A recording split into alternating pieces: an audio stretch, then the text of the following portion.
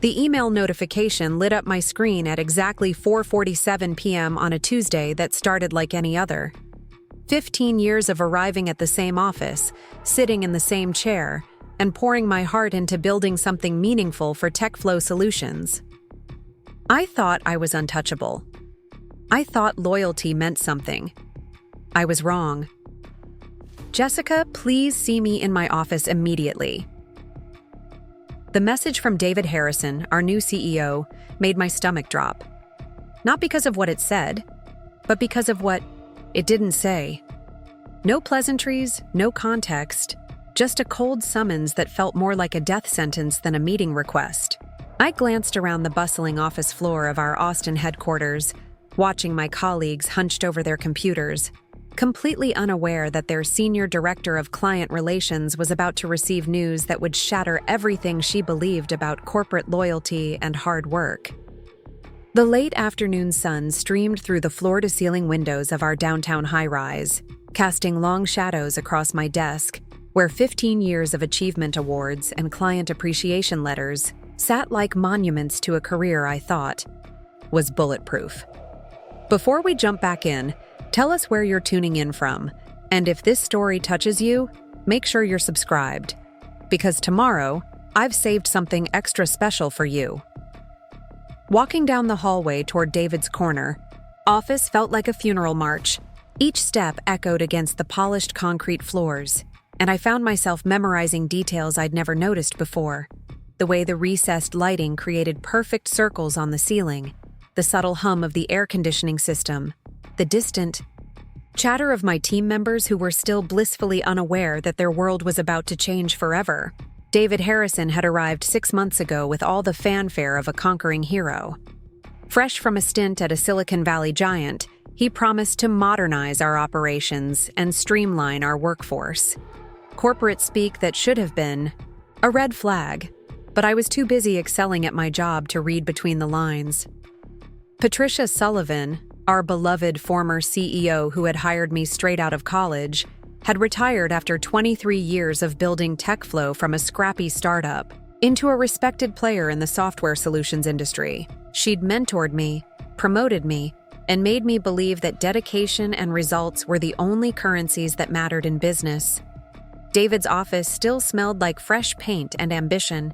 He'd redecorated the entire space within his first week, replacing Patricia's warm, lived-in aesthetic with sleek, modern furniture and abstract art that probably cost more than most people's annual salaries. He sat behind an imposing glass desk, his perfectly pressed shirt and expensive watch catching the afternoon light as he gestured for me to take a seat in one of the uncomfortable chrome chairs across from him. "Jessica, thank you for coming in." His voice carried that practiced tone of corporate executives who've perfected the art of delivering devastating news with a smile. "I'll cut right to the chase. We're restructuring the client relations department, and we've decided to move in a different direction." The words hung in the air like smoke from a fire I couldn't yet see. Restructuring. Different direction. Corporate euphemisms that everyone knows mean the same thing. You're being replaced, and there's nothing you can do about it. "I'm not sure. I understand." I managed, though of course I understood perfectly. 15 years of understanding corporate doublespeak had taught me to recognize a termination disguised as a business decision. David leaned back in his chair with the casual confidence of someone who'd never had to worry about where his next paycheck was coming from. "We're bringing in fresh perspective, someone with a more contemporary approach to client relations. Amanda Wells comes to us from a competitive firm with some innovative ideas about modernizing our client engagement strategies." Amanda Wells. I'd heard whispers about her for the past few weeks, caught glimpses of a polished blonde woman in expensive suits having closed-door meetings with David and other executives. 28 years old, MBA from Wharton, and the kind of aggressive ambition that mistakes years of experience for outdated thinking. She was everything I wasn't: young, connected, and willing to embrace the kind of corporate ruthlessness that prioritized profit margins over people. "What exactly does this mean for my position?" I asked, though I already knew the answer. When executives start talking about fresh perspectives and contemporary approaches, they're really talking about replacing expensive senior employees with cheaper alternatives who don't require benefits packages built up over decades of service. Well, that's where it gets interesting. David's smile widened, and I felt a chill run down my spine. We'd like you to train Amanda for the next 2 weeks. Show her the ropes, introduce her to your key clients, help her understand the intricacies of your current projects. Think of it as a transition period that ensures our clients experience minimal disruption. The audacity of the request hit me like a physical blow. Not only was I being fired after 15 years of exemplary service, but I was being asked to train my own replacement. To spend 2 weeks teaching someone else how to do the job I'd perfected, to hand over relationships I'd built through years of late nights and weekend calls, to essentially orchestrate my own professional execution. And after the 2 weeks? I asked, maintaining the professional composure that had served me well throughout my career, even as everything inside me screamed in protest. We'll provide you with a generous severance package, of course. 6 months of salary, continuation, of health benefits for a year, and glowing references for your job search. We want this to be as smooth as possible for everyone involved. 6 months of salary to compensate for 15 years of dedication. Health benefits for a year to replace the comprehensive coverage I'd earned through a decade and a half of loyalty. Glowing references from a man who'd known me for exactly 6 months and was choosing to discard me like an outdated piece of equipment. I thought about Patricia Sullivan, who had promised me just 18 months ago that my position was secure, that my experience and client relationships made me indispensable. She'd had no way of knowing that her carefully chosen successor would view her senior staff as obstacles to his vision, rather than assets to be leveraged. When would this transition period begin? I heard myself asking, as if I was negotiating the terms of my own defeat. Monday morning. Amanda will be shadowing you for 2 weeks, and then we'll announce the transition to our clients and internal staff. We're confident that with your guidance, she'll be able to maintain the high standards our clients expect, the high standards I'd established, the client relationships I'd nurtured, the processes I'd refined through years of trial and error. All of it handed over to someone who saw my life's work as a stepping stone to her own advancement. I stood up slowly, maintaining the dignity that had always been my signature trait in professional settings. I'll need some time to process this information and prepare for the transition. Of course, take all the time you need tonight. Amanda will be here bright and early Monday morning, ready to learn from the best. As I walked back to my office, I felt the eyes of my colleagues following me. News travels fast in corporate environments, and I wondered how many of them already knew about David's decision. How many had seen Amanda Wells wandering the halls and connected the dots? How many were already updating their resumes, wondering if they might be next? My office felt different as I sat back down at my desk. The space I'd called home for 15 years suddenly seemed temporary, like a hotel room I'd been renting without realizing it. The family photos on my bookshelf, the coffee mug my team had given me last Christmas, the small succulent plant I'd been nurturing for 3 years, all of it felt like evidence of a life I'd built on someone else's property. I opened my laptop and stared at the screen, dozens of unread emails demanding my attention.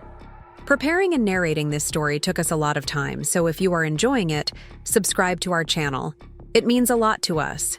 Now back to the story. Client requests, internal memos, project updates, the never-ending stream of responsibilities that had defined my days for a decade and a half. In 2 weeks, all of these messages would be redirected to Amanda Wells. All of these relationships would become her relationships. All of this work would become her work. But as I sat there, something shifted inside me. The initial shock and hurt began to crystallize into something else. Something sharper and more focused. I'd been at TechFlow long enough to know where all the bodies were buried, to understand which clients were truly valuable and which ones were more trouble than they were worth. I knew which employees were genuinely talented and which ones were just good at managing up. I understood the delicate ecosystem of relationships and dependencies that kept our operation running smoothly. And I realized that David Harrison had made a crucial mistake. He'd assumed that firing me would be like removing a cog from a machine. Messy, for a moment, but easily replaced once the new part was installed. What he didn't understand was that I wasn't just a cog.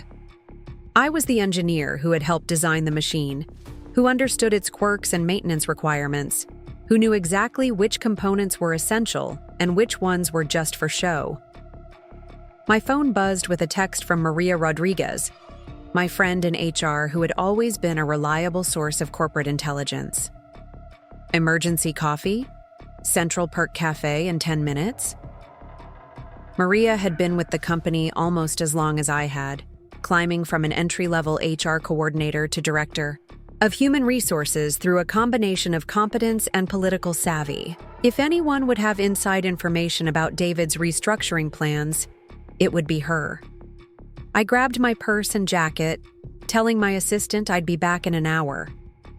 The elevator ride down to the lobby gave me a moment to collect my thoughts and prepare for what I suspected would be a conversation that changed everything.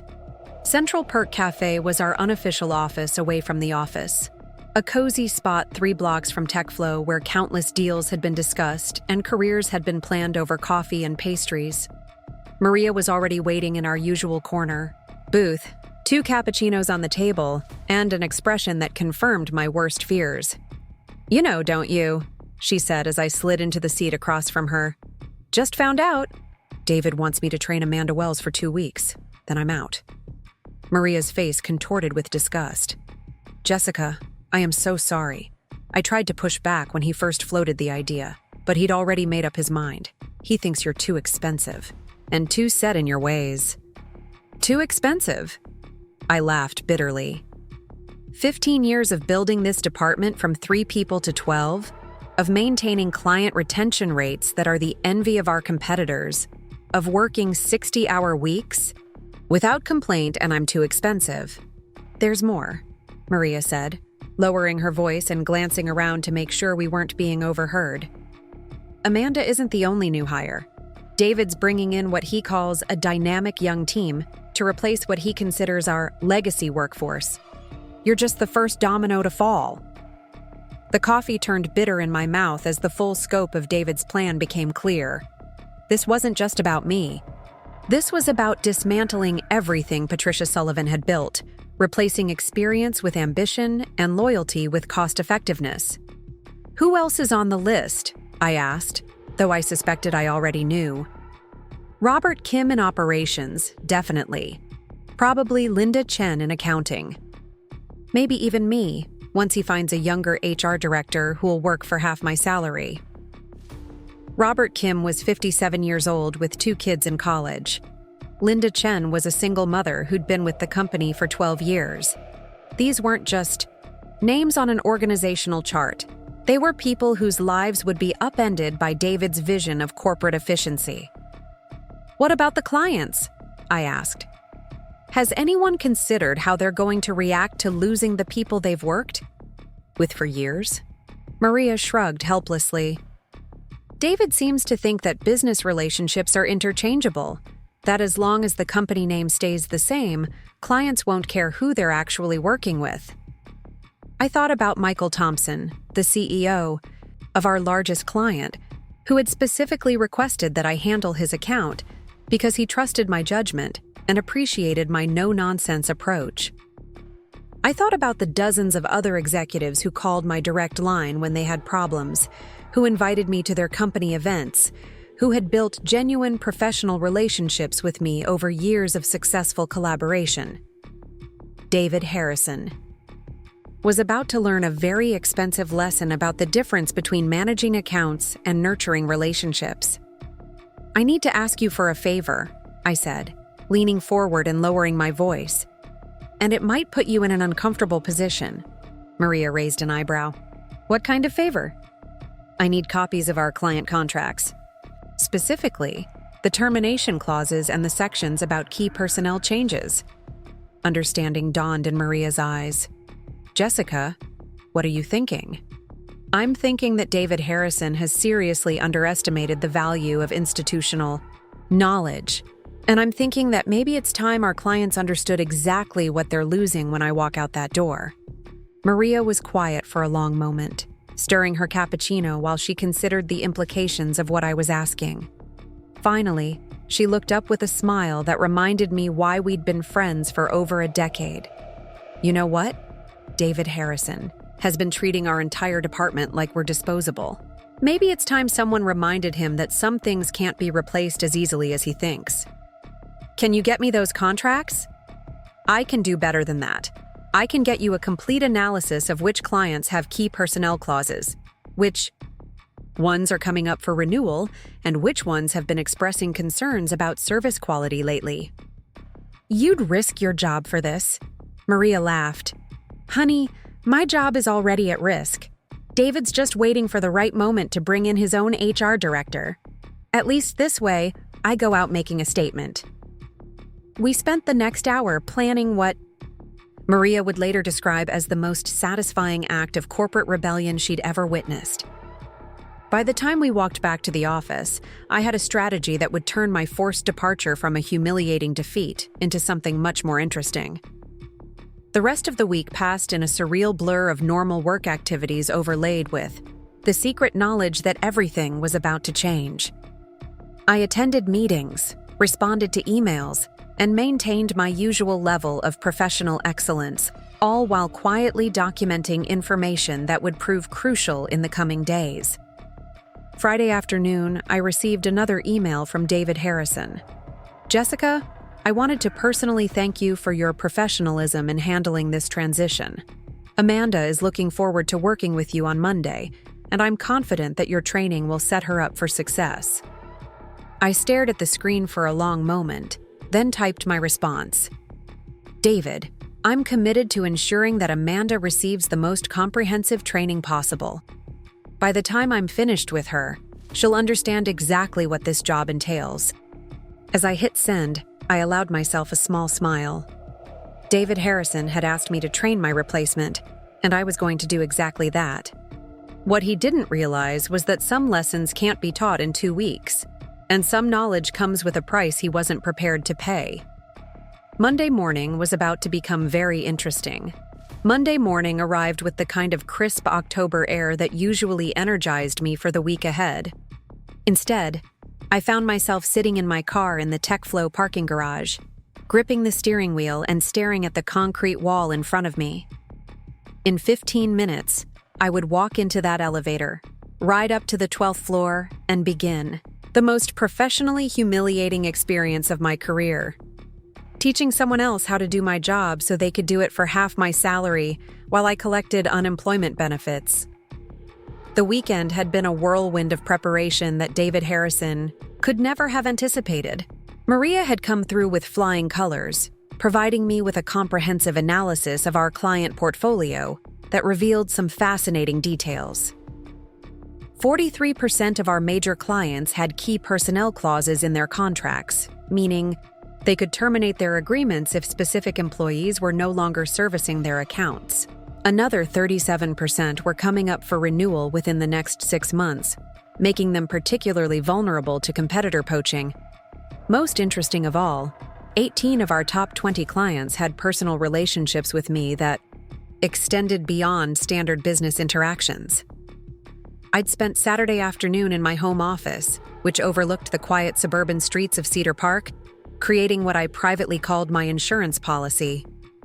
Lists of client preferences, detailed notes about ongoing projects, contact information for key decision makers, and most importantly, documentation of promises and commitments that existed only in email chains and phone conversations. Information that lived in my head and my personal files, not in the company's centralized systems. Sunday had been devoted to research. I'd used my LinkedIn network and industry contacts to gather intelligence about Amanda Wells, my supposed replacement. 28 years old, as I'd suspected, MBA from Wharton, but only 3 years of actual client relations experience. Her previous position had lasted exactly 18 months before she'd been quietly let go for what my sources described as aggressive tactics that had alienated several key accounts. David Harrison had either done remarkably poor due diligence, or he simply didn't care about her track record as long as she was young and cheap. Now, sitting in my car and watching other employees hurry toward the elevator banks, I felt a strange sense of calm settle over me. I'd spent the weekend grieving the career I thought I had and the loyalty I thought mattered. This morning, I was ready to begin something entirely different. The elevator ride up to the 12th floor felt different than it had on Friday. Instead of the familiar comfort of routine, I experienced the heightened awareness that comes with knowing you're about to enter a battlefield. The doors opened to reveal our reception area, where Patricia Sullivan's warm photographs of company milestones had been replaced with sleek corporate headshots and abstract motivational posters about synergy and innovation. Amanda Wells was already waiting in the reception area, and my first impression was exactly what I'd expected. Perfectly styled blonde hair, a tailored navy suit that probably cost more than most of our junior employees made in a month, and the kind of confident smile that suggested she viewed this transition as a formality rather than a learning opportunity. She stood up as I approached, extending a manicured hand with the practiced enthusiasm of someone who'd perfected the art of making powerful first impressions. "Jessica, I'm so excited to finally meet you. David has told me incredible things about your work here, and I'm really looking forward to learning from someone with your experience." The words were perfectly calibrated, hitting all the right notes of respect and enthusiasm while subtly emphasizing the generational difference between us. Someone with your experience. In corporate speak, that was often code for someone who's been around long enough to become set in their ways. "Welcome to TechFlow, Amanda. I hope David mentioned that we'll be covering a lot of ground over the next 2 weeks. Client relations isn't something you can learn from a manual." "Oh, absolutely. I'm a very quick learner, though. At my previous position, I was managing a full client portfolio within 6 weeks of starting. 6 weeks before she was quietly encouraged to find other opportunities, according to my research. But I simply smiled and gestured toward my office. "Let's start with the basics then. Coffee?" I find these transitions go smoother with proper caffeine levels. My office had always been my sanctuary within the corporate environment. Unlike David's sterile glass and chrome aesthetic, I'd created a space that balanced professionalism with warmth. Family photos shared space with client appreciation awards, and a small bookshelf held industry publications alongside a few novels I'd read during lunch breaks. The large window offered a view of downtown Austin that had watched me grow from an eager college graduate into a seasoned professional. Amanda settled into the chair across from my desk, pulling out a leather portfolio and an expensive pen. "I've done some preliminary research on your client portfolio. Very impressive retention rates. I'm curious about your strategies for maintaining those long-term relationships." "Strategy is probably too formal a word for it," I replied, logging into my computer and pulling up our client management system. "It's more about understanding that every client is actually a collection of individual people with their own priorities, preferences, and pressure points. Take Michael Thompson, for example." I clicked on the file for Thompson Industries, our largest client with an annual contract worth $3 million. Amanda leaned forward, clearly recognizing the significance of the account. "Michael's been our client for 8 years now. Officially, we provide software solutions for their inventory management and customer relationship systems. But if you look at the relationship more closely, you'll see that Michael values 3 things above everything else: transparency, reliability, and respect for his time. He doesn't want to be sold to, he doesn't want unnecessary meetings, and he absolutely cannot tolerate surprises." Amanda scribbled notes furiously. "So the key is understanding his communication preferences?" "That's part of it, but understanding and implementing are 2 different things. Michael has my direct cell phone number, and he knows he can reach me at any time if there's a problem. He's used that number exactly 7 times in 8 years, but knowing he has it gives him the confidence to trust our relationship." I see. So, availability is important to him.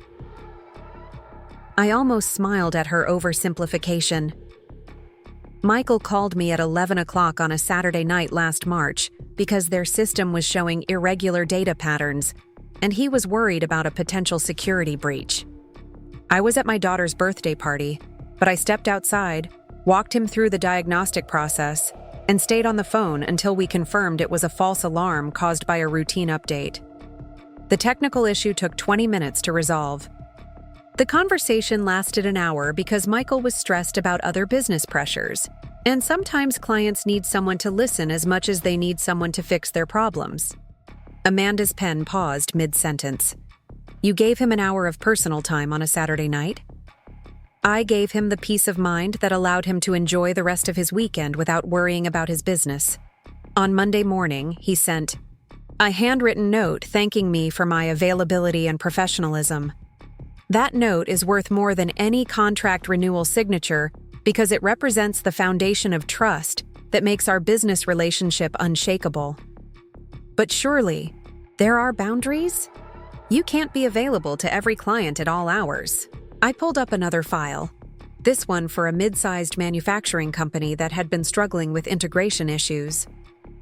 Jennifer Walsh at Walsh Manufacturing has different needs. She's new to her role as CTO.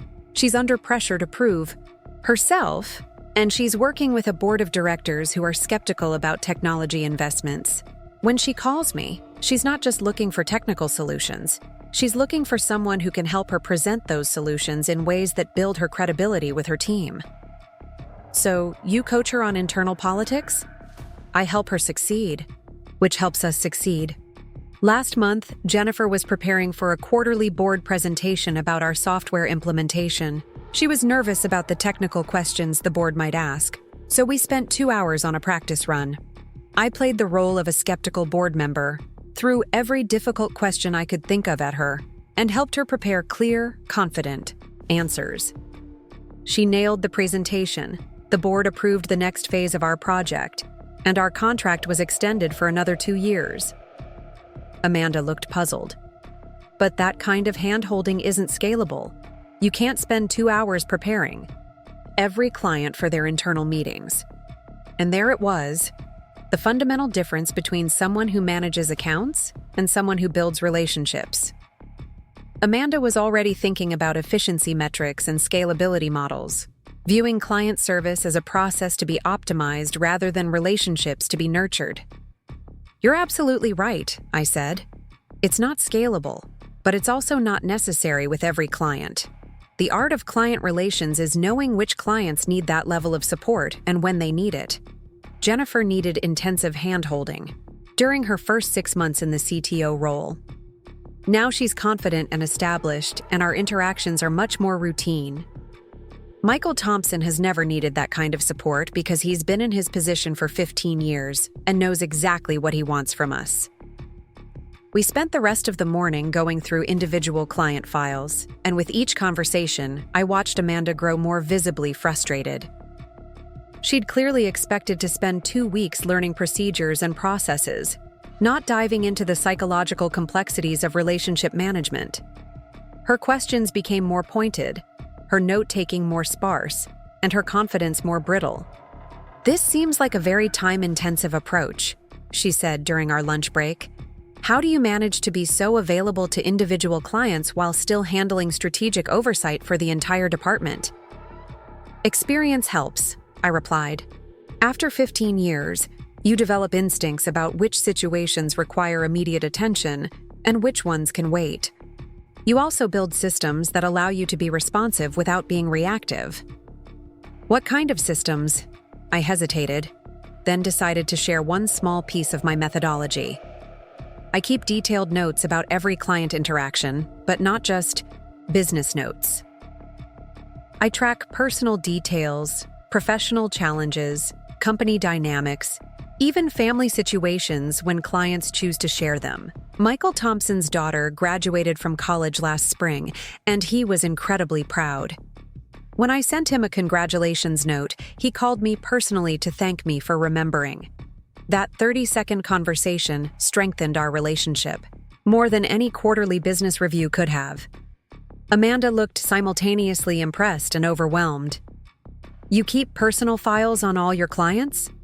I keep comprehensive files that help me serve them better.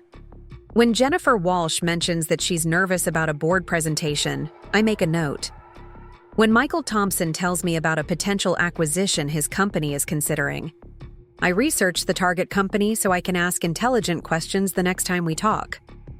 When David Martinez at Lone Star Logistics mentions that his team is struggling with change management, I send him an article about successful technology adoptions that might help.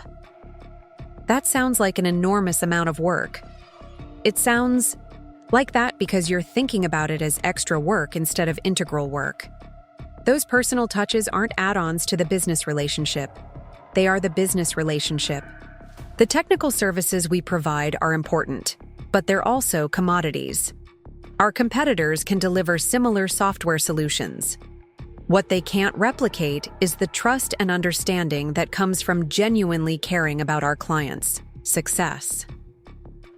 The afternoon brought our first real crisis, and I watched with interest as Amanda encountered the reality of client relations beyond the theoretical frameworks she'd learned in business school. Robert Kim from our operations department knocked on my office door with an expression that I recognized immediately, the look of someone bearing bad news that needed immediate attention. Jessica, we've got a situation with the Patterson Group. Implementation. Their go-live date is Thursday, but we just discovered a data migration issue that could set them back at least a week. Amanda looked up from her note-taking, clearly not understanding the significance of what Robert had just told us. The Patterson Group was a $800,000 annual client, and their go-live date had been scheduled to coincide with their fiscal year-end. Processing.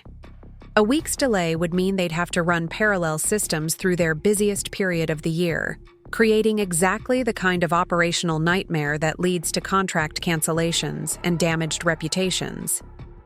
How bad is the data integrity issue? I asked, already reaching for my phone. About 15% of their historical records are showing formatting errors. Nothing that can't be fixed, but it needs manual review and correction. Our tech team estimates 40 hours of work, minimum. Amanda raised her hand tentatively. Could we just recommend that they postpone the go-live date?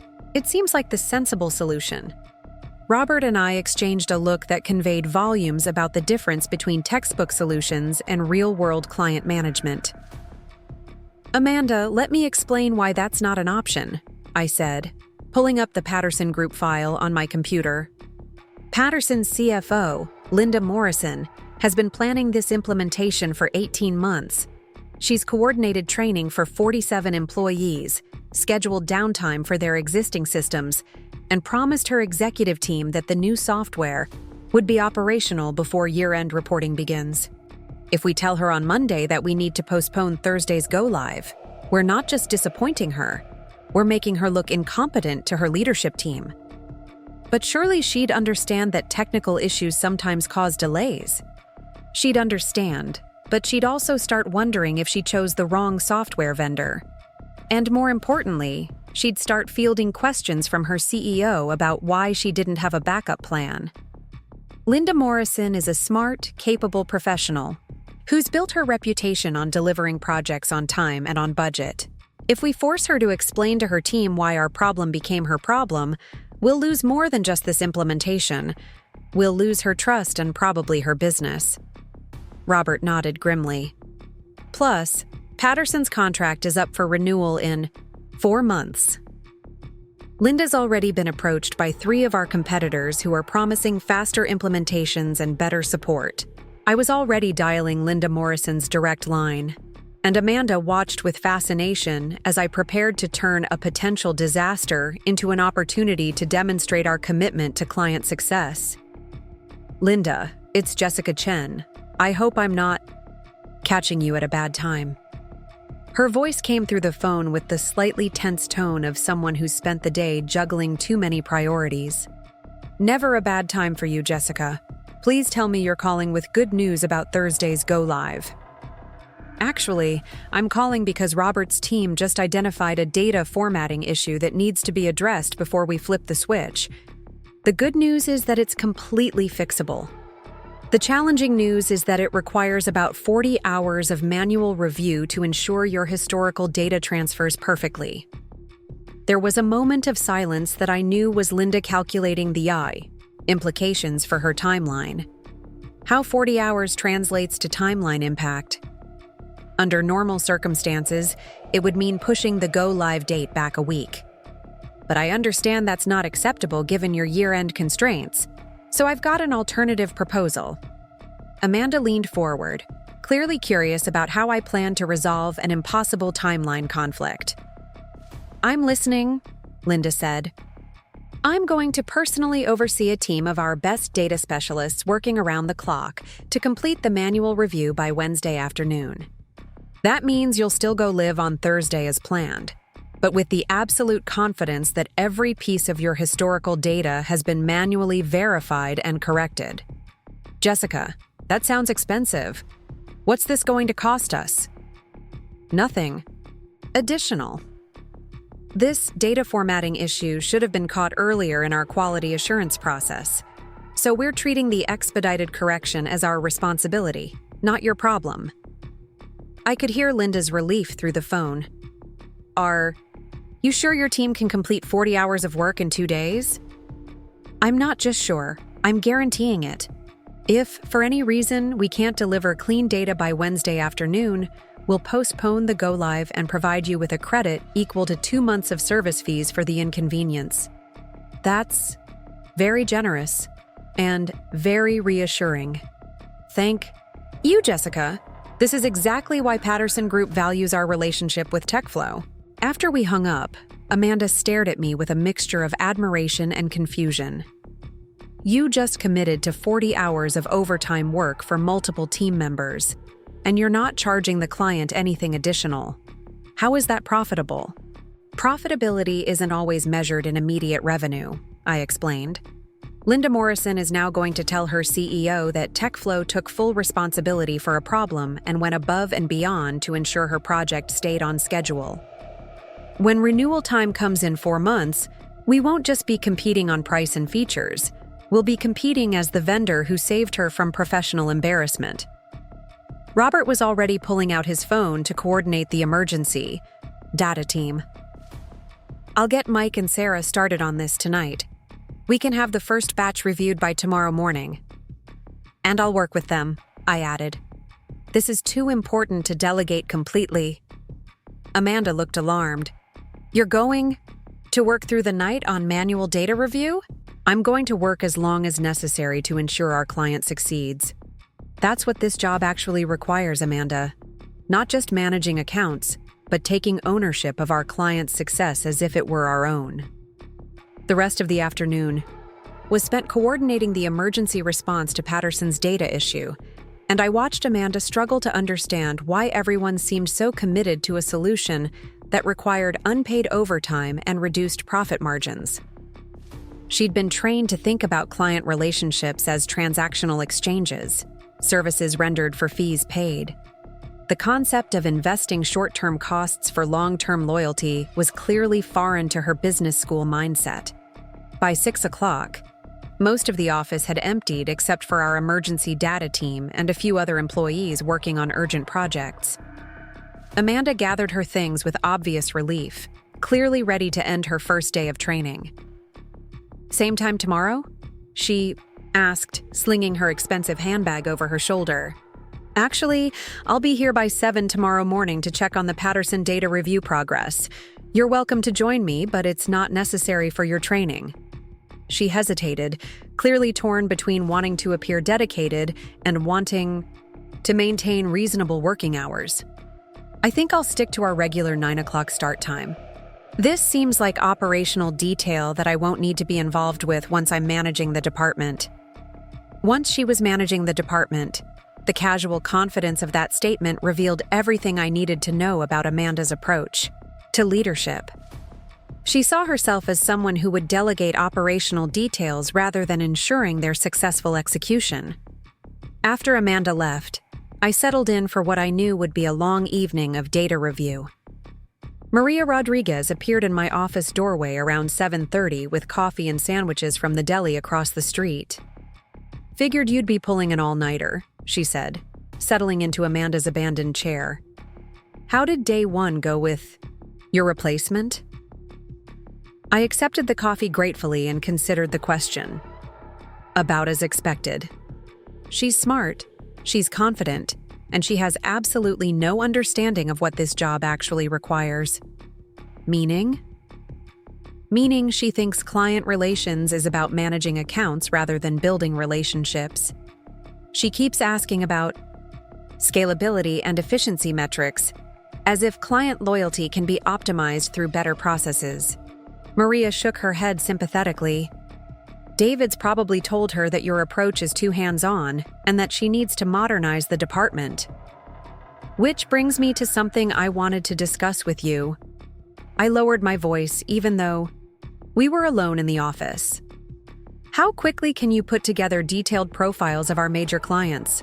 Not just contract terms, but relationship histories, key personnel, renewal dates, and satisfaction indicators? Depends on how detailed you want them.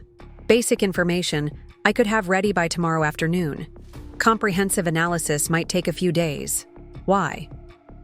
Because I suspect that David Harrison is about to learn some expensive lessons about the difference between managing accounts and maintaining relationships. And when that happens, I want to be prepared with alternatives." Maria's eyes lit up with understanding. "You're planning something." "I'm planning to make sure our clients understand exactly what they're losing when I leave. And I'm planning to make sure they have options for maintaining the level of service they've come to expect." That sounds like it could get complicated.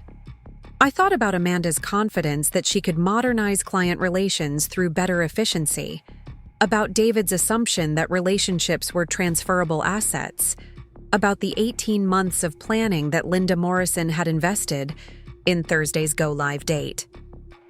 "Maria, in 2 weeks I'm going to be unemployed for the first time in 15 years. Complicated doesn't scare me anymore. What scares me is the thought of all these client relationships being destroyed because David Harrison thinks loyalty is something you can buy with lower prices and younger employees." We worked together until nearly midnight, Maria pulling HR files while I dove into the manual data review for Patterson Group.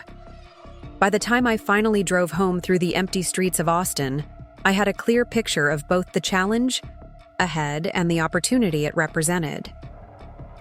Tuesday morning began at 6:30 with a phone call from Mike in our IT department confirming that the overnight data review had identified and corrected most of Patterson's formatting issues. By 7 o'clock, I was back in the office reviewing the preliminary results and preparing status updates for Linda Morrison. Amanda arrived at exactly 9 o'clock, looking perfectly put together and carrying an expensive coffee from the boutique cafe in our building's lobby. Her first question revealed the fundamental disconnect between her expectations and reality. "How did the Patterson situation resolve? Were you able to delegate the overnight work to the technical team?" "The technical team worked until 2 in the morning, making excellent progress," I replied. "I stayed until midnight to coordinate their efforts and ensure we're on track for Wednesday's deadline." "You stayed until midnight? That seems excessive for a managerial role." And there it was again. The assumption that senior positions meant distance from operational details rather than deeper responsibility for successful outcomes. "Amanda, let me share something that might help you understand this role better. In client relations, you're not managing processes, you're managing relationships. And relationships require presence, especially during crisis situations." I pulled up my email and showed her the message I'd received from Linda Morrison at 7:15 that morning. "Jessica, thank you again for yesterday's call and for the midnight update you sent. Knowing that you were personally overseeing the data review gave me the confidence to assure my team that Thursday's go-live remains on schedule. Your dedication to our success continues to exceed expectations." Amanda read the email with a puzzled expression. "She thanked you for working late?" She thanked me for caring enough about her success to personally ensure that our problem didn't become her problem. That's the difference between account management and relationship management. The morning was spent reviewing more client files, and with each conversation, I watched Amanda's confidence in her ability to quickly master this role begin to waver. She'd clearly expected standardized procedures and systematic approaches, not the complex web of individual relationships that actually drove our business success. Around 11 o'clock, my phone rang with a call that I'd been both expecting and dreading. Michael Thompson's name appeared on the caller ID, and I knew immediately that news of my impending departure had reached our most important client. Michael, good morning. How can I help you today? Jessica, I just heard a very disturbing rumor that you're leaving TechFlow. Please tell me it's not true. Amanda leaned forward with obvious interest, recognizing this as her first opportunity to observe how I handled a delicate client situation. I put the call on speaker so she could hear both sides of the conversation. Michael, I'm transitioning out of my current role over the next 2 weeks. But I want to assure you that your account will be in excellent hands with my replacement, Amanda Wells. With all due respect, Jessica, I don't care about your replacement. I care about you. You've been managing our account for 8 years. You understand our business, you know our team, and most importantly, you've never let us down. How can TechFlow possibly think that's replaceable? The directness of Michael's question hung in the air, and I watched Amanda's face register the reality that client loyalty wasn't automatically transferable to whoever inherited the account. I understand your concerns, Michael, and I appreciate the confidence you've shown in me over the years. Amanda is very talented, and I'm confident she'll provide excellent service to your team. That's corporate speak, Jessica, and you know it. I want a straight answer. Is this your choice or TechFlow's choice? The question put me in an impossible position. I couldn't publicly criticize David's decision without appearing unprofessional, but I also couldn't lie to a client who'd trusted me for 8 years. Michael, sometimes companies make strategic decisions about organizational structure. My focus over the next 2 weeks is ensuring a smooth transition for all of my clients. There was a long pause, and I knew Michael well enough to recognize that he was interpreting my diplomatic non-answer correctly. I see. Well, Jessica, I want you to know that Thompson Industries has valued our relationship with you personally, not just with TechFlow. When you land somewhere new, I hope you'll give me a call. We might have some consulting opportunities that could benefit from your expertise. Amanda's eyes widened as she realized that our largest client had just offered me freelance work, effectively suggesting that he might follow me wherever I went next. That's very kind of you, Michael. I'll certainly keep that in mind. After we hung up, Amanda stared at me with a mixture of awe and concern. He basically just offered to take his business wherever you go. Michael Thompson is a loyal person who values relationships. That loyalty works both ways. I've invested 8 years in understanding his business and ensuring his success. But doesn't he have a contract with TechFlow? He can't just switch vendors because he prefers working with you personally.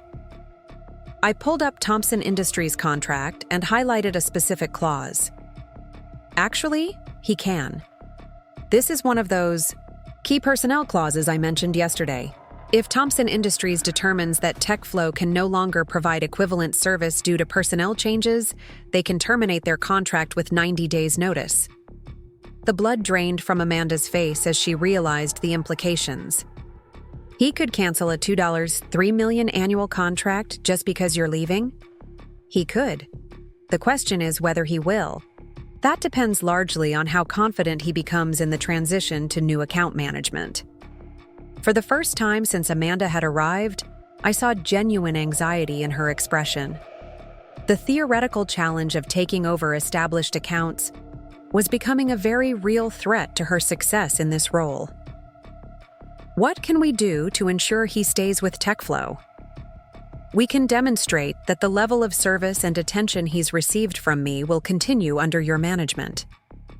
That means understanding not just his technical requirements, but his communication preferences, his business challenges, and his expectations for vendor relationships. How do I learn all of that in 2 weeks? It was the first time Amanda had asked a question that revealed humility rather than confidence, and I found myself feeling almost sympathetic to her situation. She was walking into an impossible scenario, expected to replace relationships that had been built over years with expertise that required decades to develop. "You start by listening," I said, "and by understanding that this job isn't about implementing your own approach. It's about maintaining the trust that already exists while gradually building your own credibility." The rest of Tuesday was spent introducing Amanda to more clients, and with each conversation, she seemed to grasp more clearly the magnitude of the challenge she'd inherited. These weren't just business accounts.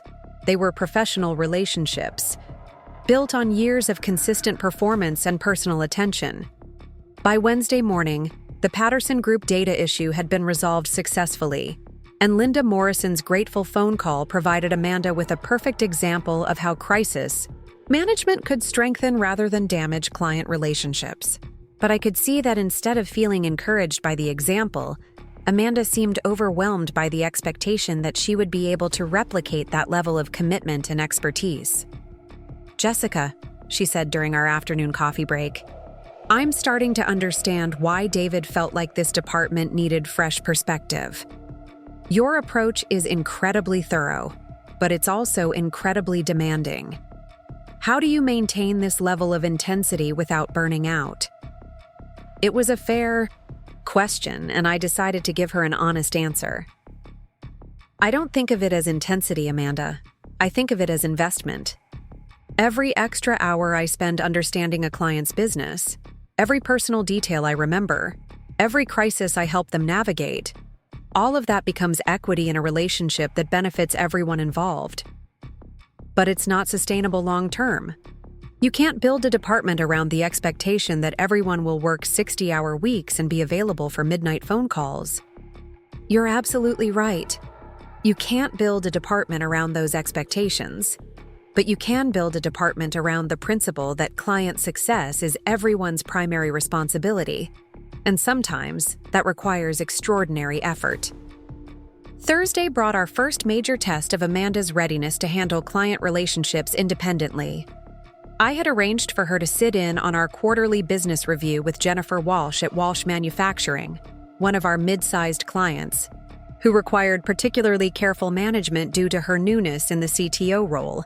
The meeting was scheduled for 2 o'clock, and I spent the morning briefing Amanda on Jennifer's personality, her company's current challenges, and the specific outcomes we needed to achieve during the review. Jennifer was under pressure from her board to demonstrate ROI on their technology investments, and our quarterly reviews had become crucial opportunities for her to showcase successful implementations. "Remember," I told Amanda as we prepared for the video conference, "Jennifer's confidence has grown significantly over the past year, but she still values detailed preparation and clear documentation. She's going to ask specific questions about system performance metrics, user adoption rates, and cost savings. Make sure you have concrete numbers, not general assessments." The video call began promptly at 2 o'clock, with Jennifer joining from her office conference room along with her IT director, Marcus Chen. Jennifer looked professional and confident, a significant change from the nervous executive I'd first met 18 months earlier. "Jessica, Amanda, thank you for taking the time for our quarterly review. Marcus and I have been looking forward to discussing our system performance metrics and planning for the next phase of implementation."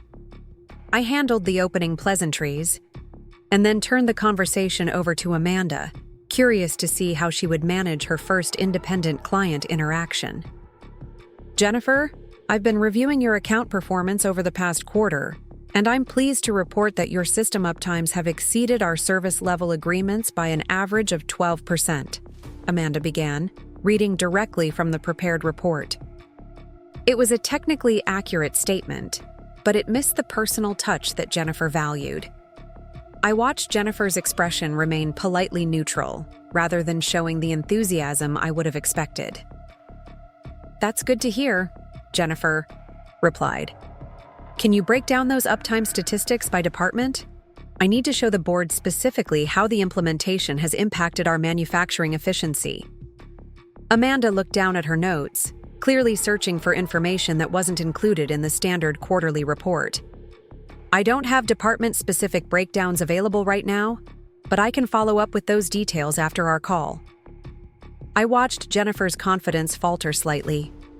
In previous quarterly reviews, I had always anticipated her need for board presentation materials and came prepared with detailed breakdowns that she could use immediately. "Actually," I interjected gently, "I prepared some supplementary analysis. That might be helpful."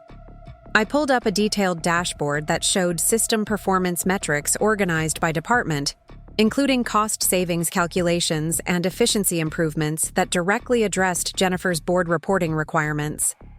Jennifer's relief was visible. "This is exactly what I need. These manufacturing efficiency numbers are particularly impressive. We're seeing 18% faster processing times since the implementation." Amanda took notes furiously, clearly realizing that she'd missed an opportunity to demonstrate proactive client service. The rest of the meeting proceeded smoothly, but I could see that Jennifer was directing most of her questions and comments to me rather than to Amanda. After the call ended, Amanda was quiet for several minutes before finally speaking. "I would never have known to prepare those departmental breakdowns. How did you know she'd need them?" "Experience with Jennifer specifically and understanding the pressures she faces in her role.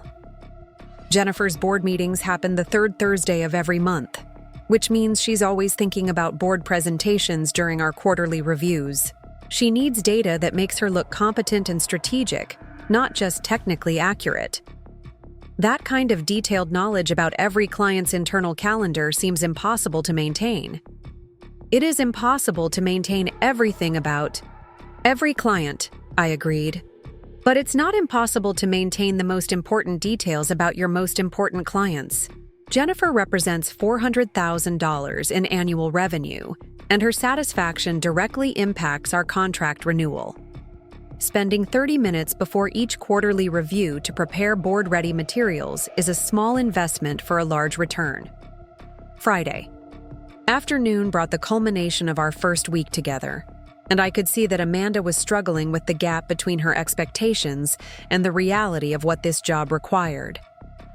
She'd expected to learn procedures and systems, not to master the art of relationship psychology and crisis management.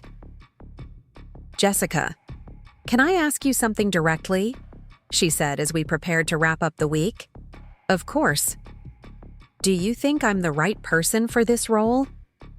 It was a remarkably honest question, and I found myself respecting her willingness to acknowledge her concerns rather than pretending confidence she didn't feel. "I think you're smart, dedicated, and capable of learning. But I also think Harrison has set you up for an extremely difficult situation by expecting you to immediately replace relationships that took years to build.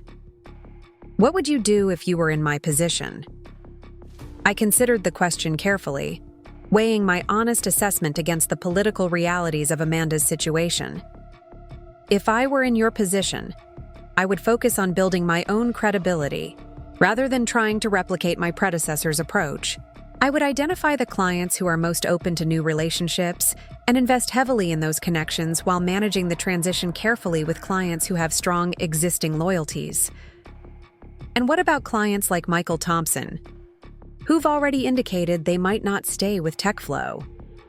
Michael Thompson's loyalty isn't personal, it's professional. He's loyal to me because I've consistently delivered results and maintained his trust. If you can demonstrate the same level of competence and commitment, you can earn his loyalty too. But it won't happen overnight, and it won't happen if you try to change the relationship dynamics he's comfortable with." Amanda nodded thoughtfully.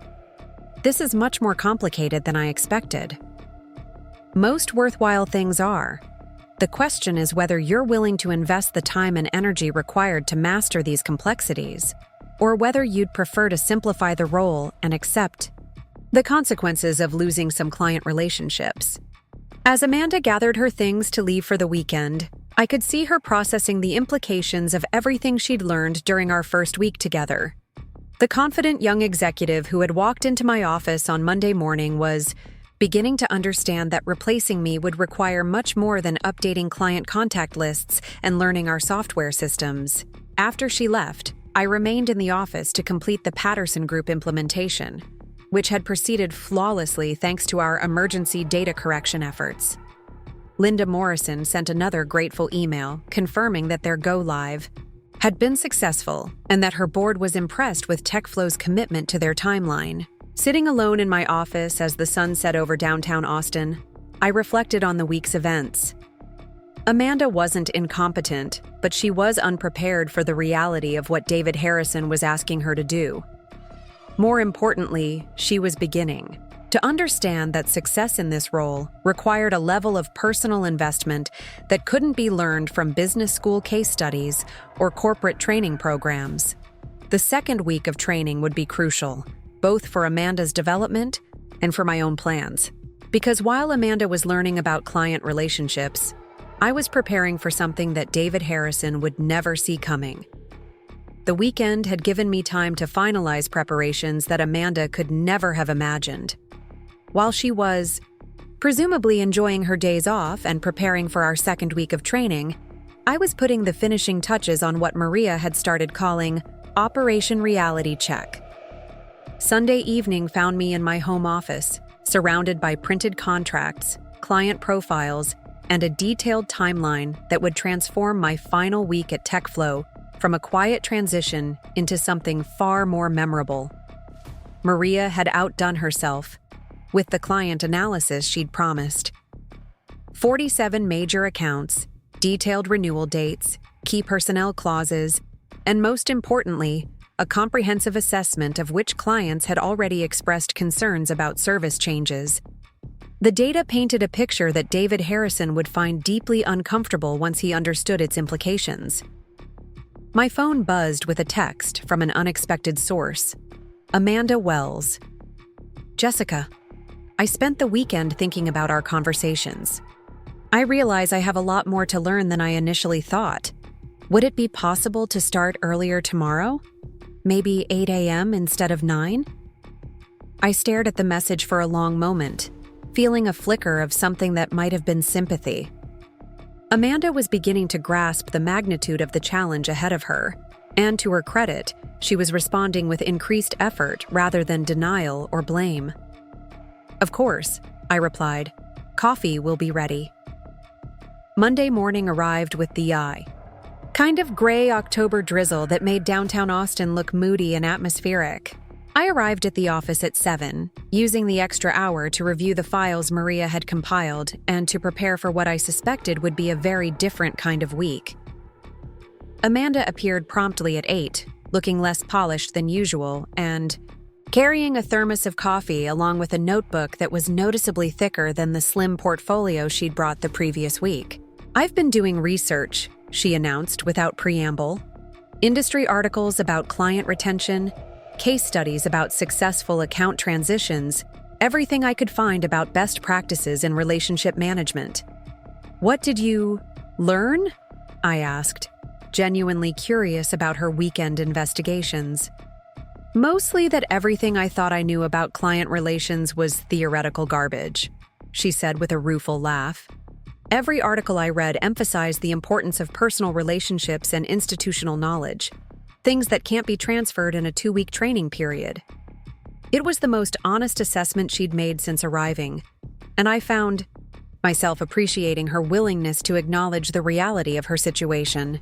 That's actually a very encouraging realization, I told her. The fact that you understand the scope of the challenge means you can start developing realistic strategies for addressing it. Which brings me to something I wanted to ask you. Amanda sat down across from my desk with a serious expression. I know David expects you to be gone after this week, but would you consider staying on as a consultant for a few months? Just to help with the transition and ensure our major clients feel supported? The request caught me completely off guard. I'd spent the weekend preparing for corporate warfare, and Amanda was asking for an extended collaboration. That's an interesting idea, I said carefully. What makes you think David would approve of that arrangement? I haven't discussed it with him yet, but I think I could make a business case for it. The cost of a consulting agreement would be minimal compared to the revenue risk if we lose major clients like Thompson Industries or Walsh Manufacturing. And you'd be comfortable working with me in an advisory capacity? Amanda hesitated, then spoke with surprising candor. Jessica, I'm not comfortable with any aspect of this transition. I'm 28 years old, I have 3 years of experience, and I'm being asked to replace someone who's been building these relationships for 15 years. If I'm going to have any chance of success, I need all the help I can get. Her honesty was disarming. And for a moment, I considered the possibility that this transition didn't have to be adversarial. Maybe Amanda and I could work together to preserve the client relationships while building her credibility gradually over time. Then my phone rang, and David Harrison's name appeared on the caller ID. I answered with a professionally neutral tone, putting the call on speaker so Amanda could hear the conversation. Jessica, good morning. I wanted to check in on how the training is progressing. Amanda, I assume you're getting up to speed quickly? Yes, sir, Amanda replied. Jessica has been extremely thorough in explaining the client relationship dynamics. I'm learning a great deal.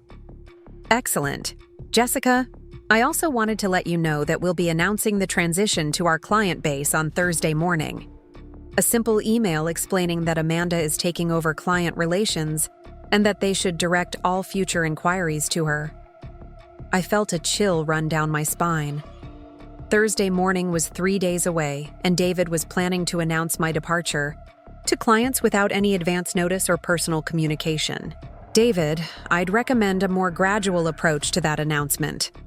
Our major clients value personal relationships, and a sudden email might create unnecessary concern about service continuity. I appreciate your input, Jessica, but we want to make a clean transition. Prolonged uncertainty isn't good for anyone. What about allowing me to make personal calls to our top 10 clients, just to reassure them about the transition and introduce Amanda personally? That won't be necessary. Amanda is perfectly capable of introducing herself and establishing her own relationships. We don't want clients thinking that TechFlow can't function without any single employee. The casual dismissal of 15 years of relationship building was breathtaking in its arrogance, and I watched Amanda's expression shift from confusion to alarm as she began to understand the implications of David's approach. David, with respect, I think personal introductions would be valuable, Amanda interjected. Some of these client relationships go back years, and a personal touch might help ensure a smoother transition. Amanda, I appreciate your conscientiousness, but we need to establish from the beginning that you're the new point of contact and that clients should direct their expectations toward you, not toward the past. A clean break is the most professional approach. After David hung up, Amanda stared at me with genuine dismay. He's going to send a mass email to announce that you're leaving and I'm taking over, without any personal outreach or transition meetings? That appears to be his plan. But that's completely contrary to everything you've taught me about relationship management. These clients trust you personally. They're going to be shocked and concerned about sudden changes. Yes, they are. Amanda was quiet for several minutes, processing the implications of David's announcement strategy. When she finally spoke, her voice was tight with anxiety. Jessica, I need to ask you something directly, and I need you to give me an honest answer. How many of our major clients are likely to terminate their contracts because of this transition? I pulled up the analysis Maria had prepared and turned my computer screen so Amanda could see the data. Based on contract terms, client history, and relationship strength, I'd estimate that 6 to 8 of our top 20 clients are at serious risk of non-renewal. That's millions of dollars in annual revenue. Yes, it is. And David doesn't understand this risk? David believes that business relationships are transferable assets and that clients make decisions based on price and service quality rather than personal trust. Amanda stared at the client analysis with growing horror. He's setting me up to fail. If I lose 6 major clients in my first few months, my career at TechFlow will be over before it starts. That's certainly a possibility. Then why are you being so calm about this? These are your clients, your relationships. Don't you care that they're about to be damaged by David's mismanagement? It was a fair question, and I decided to give Amanda a glimpse of the larger picture I'd been developing. Amanda, I care deeply about these clients, which is why I've spent the past week developing contingency plans to ensure they continue receiving excellent service regardless of what happens at TechFlow. What kind of contingency plans? I hesitated, weighing how much to reveal about my preparations. Amanda's weekend research and her obvious distress about David's approach suggested that she might be an ally rather than an obstacle. Let me ask you something first. If you could design this transition any way you wanted, what would you do differently? Amanda didn't hesitate. I'd extend the training period to at least a month. I'd arrange personal introduction meetings with every major client. I'd keep you available as a consultant for at least 6 months. And I'd absolutely not send a mass email announcement without advance client communication. Those are all excellent ideas. What do you think the chances are that David will agree to implement them? Based on this morning's conversation, 0. Then you understand why I've been developing alternative approaches to ensure client continuity. Amanda leaned forward with obvious interest. What kind of alternatives? I pulled up a document I'd been working on over the weekend. I've been researching the process for starting an independent consulting firm that specializes in client relations and account management. The startup costs are minimal, the overhead is low, and the demand for experienced relationship managers is substantial. You're planning to start your own company? I'm planning to ensure that our clients have options for maintaining the level of service they've come to expect. Amanda was quiet for a long moment, clearly processing the implications of what I'd just told her. You're going to compete with TechFlow. I'm going to serve clients who value relationship-based service. If TechFlow can provide that level of service under your management, then there's no competition. If TechFlow can't provide that level of service, then there's an opportunity. And you think clients will follow you?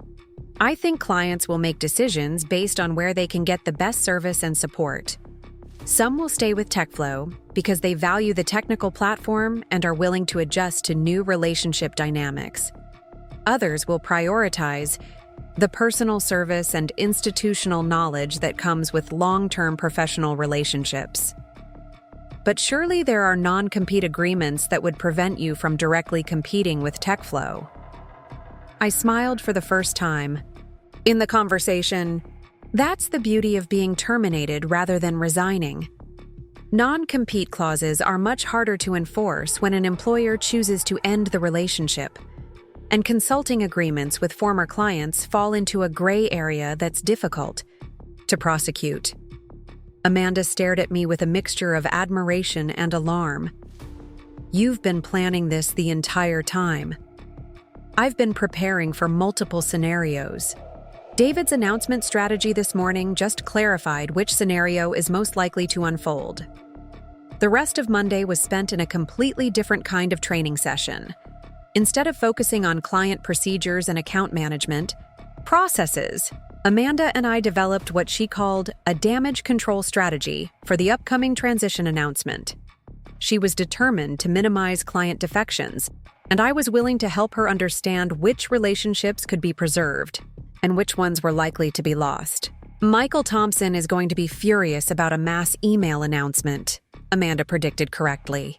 He specifically told you last week that he values personal communication and hates surprises. Yes, he is. Michael will probably call David directly to express his displeasure, and then he'll call me to discuss alternatives. What will you tell him?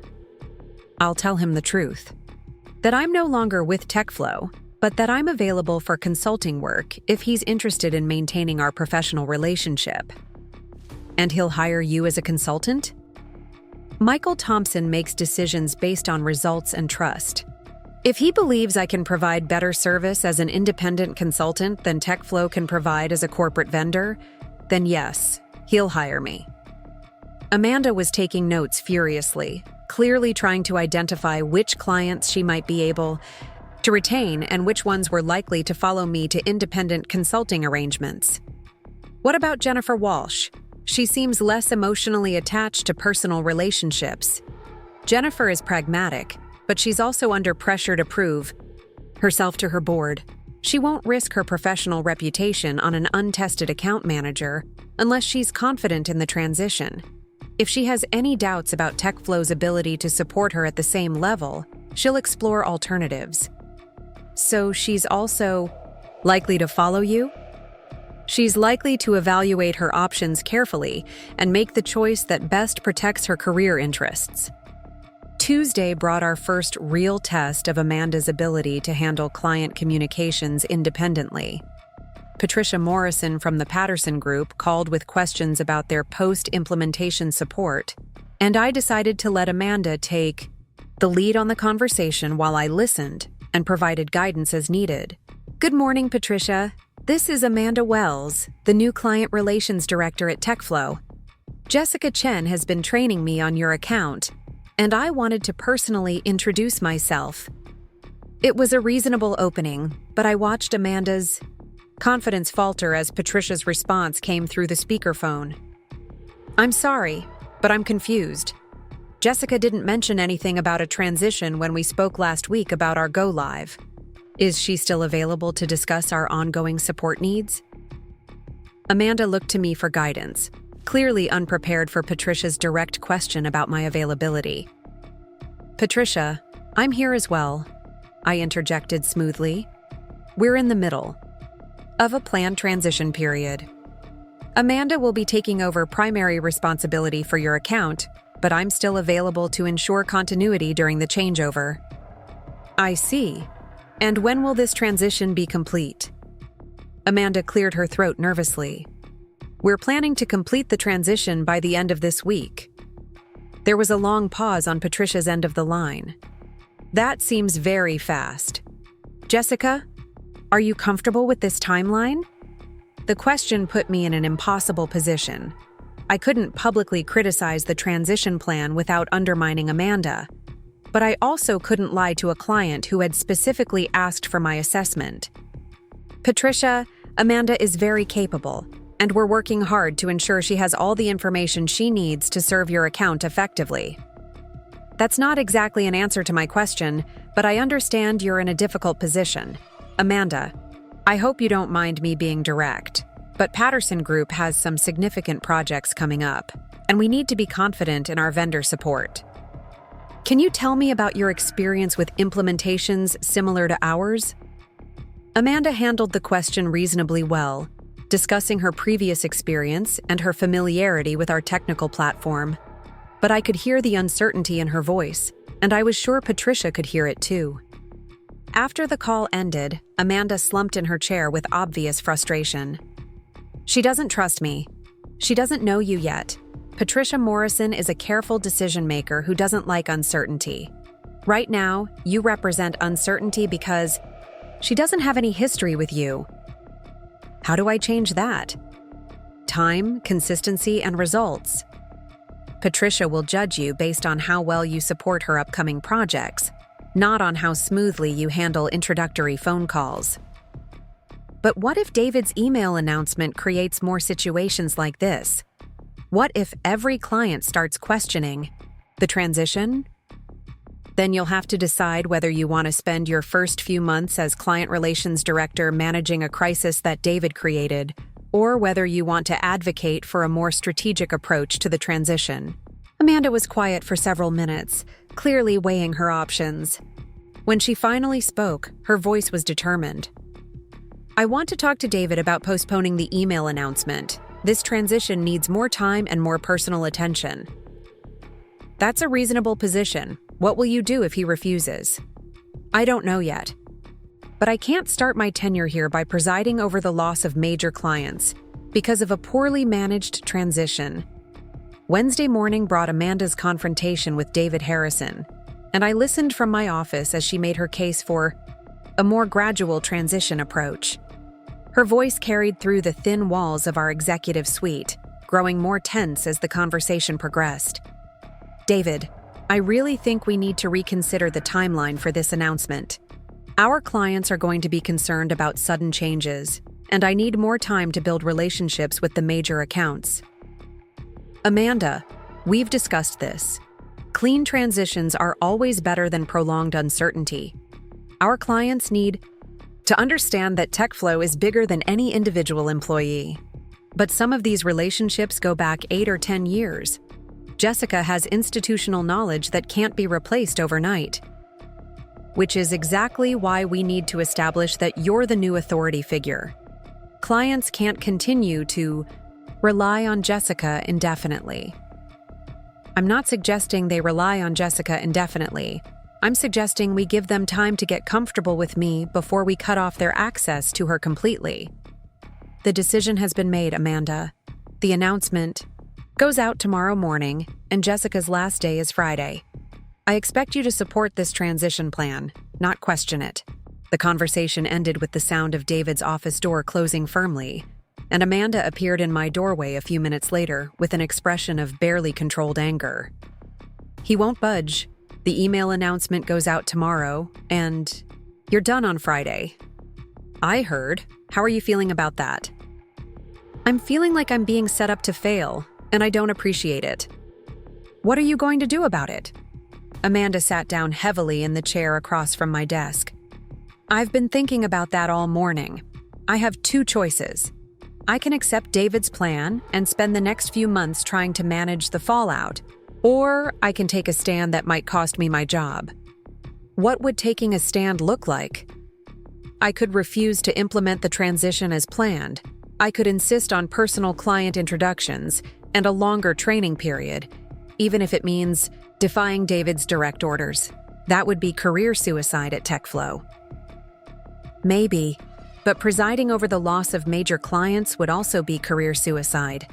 At least this way, I'd be failing for the right reasons. I studied Amanda's face, seeing a determination that hadn't been there at the beginning of the week. The entitled confidence she'd brought to this position was being replaced by something more substantial. A willingness to fight for what she believed was right, even at personal cost. Amanda, can I share something with you that might help you make this decision? Please. I pulled up the detailed business plan I'd been developing over the weekend. I've been working on a proposal for an independent consulting firm that would specialize in client relationship management and account transition services. The business model is built around serving clients who value personal service and long-term relationships. Amanda leaned forward to study the screen. This is incredibly detailed. You've really thought through every aspect of starting your own company. I've had to. David's approach to this transition made it clear that TechFlow is moving away from relationship-based service. If that's the direction the company wants to go, then there's an opportunity for someone else to serve clients who prefer a different approach. And you think there's enough demand for that kind of service? I think there are a lot of business executives who are frustrated with vendors who treat them like account numbers rather than valued partners. The corporate trend toward efficiency and cost-cutting has created a gap in the market for genuinely personal service. Amanda was quiet for several minutes, studying the business plan and clearly considering its implications. This could work. The overhead is minimal, the profit margins are substantial, and the client demand is proven. The question is whether you're interested in building something like this together. Amanda's head snapped up in surprise. Together? You have skills I don't have, Amanda. You understand modern business development techniques. You have fresh perspectives on client engagement, and you bring energy and ambition that could be valuable assets. More importantly, you understand that client relationships matter, even if you're still learning how to build them. You're offering me a partnership? I'm suggesting that we might be able to create something better together than either of us could build separately. You need experience and client relationships. I need modern business skills and someone who can help scale a growing company. But what about tech flow? What about the clients who might stay with Amanda? Some clients will stay with TechFlow regardless of who manages their accounts. They value the technical platform and are comfortable with corporate relationships. Other clients will prioritize personal service and follow wherever they can get it. There's room in the market for both approaches. Amanda stared at the business plan for a long time, clearly weighing the security of her corporate position against the uncertainty and opportunity of entrepreneurship. If I agreed to this, when would we start? We could start Friday afternoon. I'll be officially unemployed. You'll be officially responsible for a client transition that's been mismanaged from the beginning, and we'll both be ready for a new challenge. And you think clients would actually hire us? I think clients will hire whoever can best serve their needs. If we can provide better service than TechFlow, then yes, they'll hire us. This is insane, Amanda said, but her voice carried excitement rather than fear. Most good business decisions seem insane until they work. Thursday morning arrived with an email that David Harrison would later describe as one of the biggest mistakes of his corporate career. The message went out to TechFlow's entire client base at exactly 9 o'clock, with a subject line that read, "Important update regarding your account management." The email was a masterpiece of corporate tone deafness. It announced my departure as a strategic reorganization and introduced Amanda as a dynamic new addition to our team who brings fresh perspectives and innovative approaches to client service. It provided Amanda's contact information and suggested that clients direct all future inquiries to her rather than attempting to reach me. What the email didn't include was any explanation for the sudden change, any acknowledgement of the relationships that were being disrupted, or any attempt to reassure clients about service continuity. It read like a form letter that could have announced any personnel change at any company. My phone started ringing within minutes of the email's delivery, and Amanda's phone wasn't far behind. Michael Thompson was the first to call, and his voice carried the controlled anger of someone who was working very hard to remain professional. "Jessica, I just received the most impersonal, insulting email I've gotten from a vendor in 20 years of business. Would you mind explaining to me what exactly is happening at TechFlow? Michael, I understand your frustration. I wish the transition could have been handled more personally." Transition? You mean you're firing? The directness of his question made it impossible to hide behind corporate euphemisms. "Yes, Michael. I'm being replaced as part of a department reorganization. By someone I've never met, never spoken to, and know nothing about? Amanda Wells is very capable, and she's been learning about your account requirements. Jessica, I don't care how capable she is. I care about the relationship we've built over 8 years. I care about the trust and understanding that allows me to call you when I have problems and know that you'll fix them. How is some stranger supposed to replicate that?" She can't replicate it, Michael, but she can build her own relationship with you over time if you give her the opportunity. And what if I don't want to give her the opportunity? What if I'd prefer to maintain our professional relationship outside of TechFlow? It was the opening I'd been expecting, and I was ready with a response. "Michael, I'm going to be starting an independent consulting practice that focuses on client relationship management and account support. If you're interested in exploring that option, I'd be happy to discuss it with you." "When?" "I could meet with you early next week to discuss how that might work." "Monday morning, my office, 10 o'clock. After Michael hung up, I turned to Amanda, who had been listening to the conversation with obvious dismay. "Your biggest client just asked to meet with you about hiring you as an independent consultant." "Yes, he did." "So David's email announcement just cost TechFlow $2, $3 million in annual revenue. Potentially. Michael hasn't made a final decision yet. but he's clearly leaning toward following you rather than staying with TechFlow. Michael values relationships and trust. If TechFlow can provide those things, he'll stay. If he believes he can get better service elsewhere, he'll go elsewhere. Amanda's phone rang before she could respond, and Jennifer Walsh's name appeared on the caller ID. Amanda answered with obvious trepidation. "Jennifer, good morning. I assume you received the email about our transition." "I did, and I have to say I'm concerned." "Jessica, are you still available to discuss this change?" "I'm here, Jennifer." "Good. I need to understand what this means for our upcoming board presentation and the implementation timeline we discussed last month." "Amanda, no offense, but I don't know you, and I can't afford any disruptions to our current projects." Amanda handled the conversation professionally, but I could hear the strain in her voice as she tried to provide reassurance about projects and timelines she was still learning about. Jennifer's questions were detailed and specific, requiring the kind of institutional knowledge that couldn't be transferred in a week of training. By noon, Amanda had fielded 6 similar calls from concerned clients, and I had received inquiries from 4 major accounts about independent consulting arrangements. David Harrison's efficient transition plan was rapidly becoming a case study in how not to manage client relationships. "This is a disaster," Amanda said during our lunch break. "Every client I've talked to this morning has expressed concerns about the transition, and half of them have asked about working with you directly."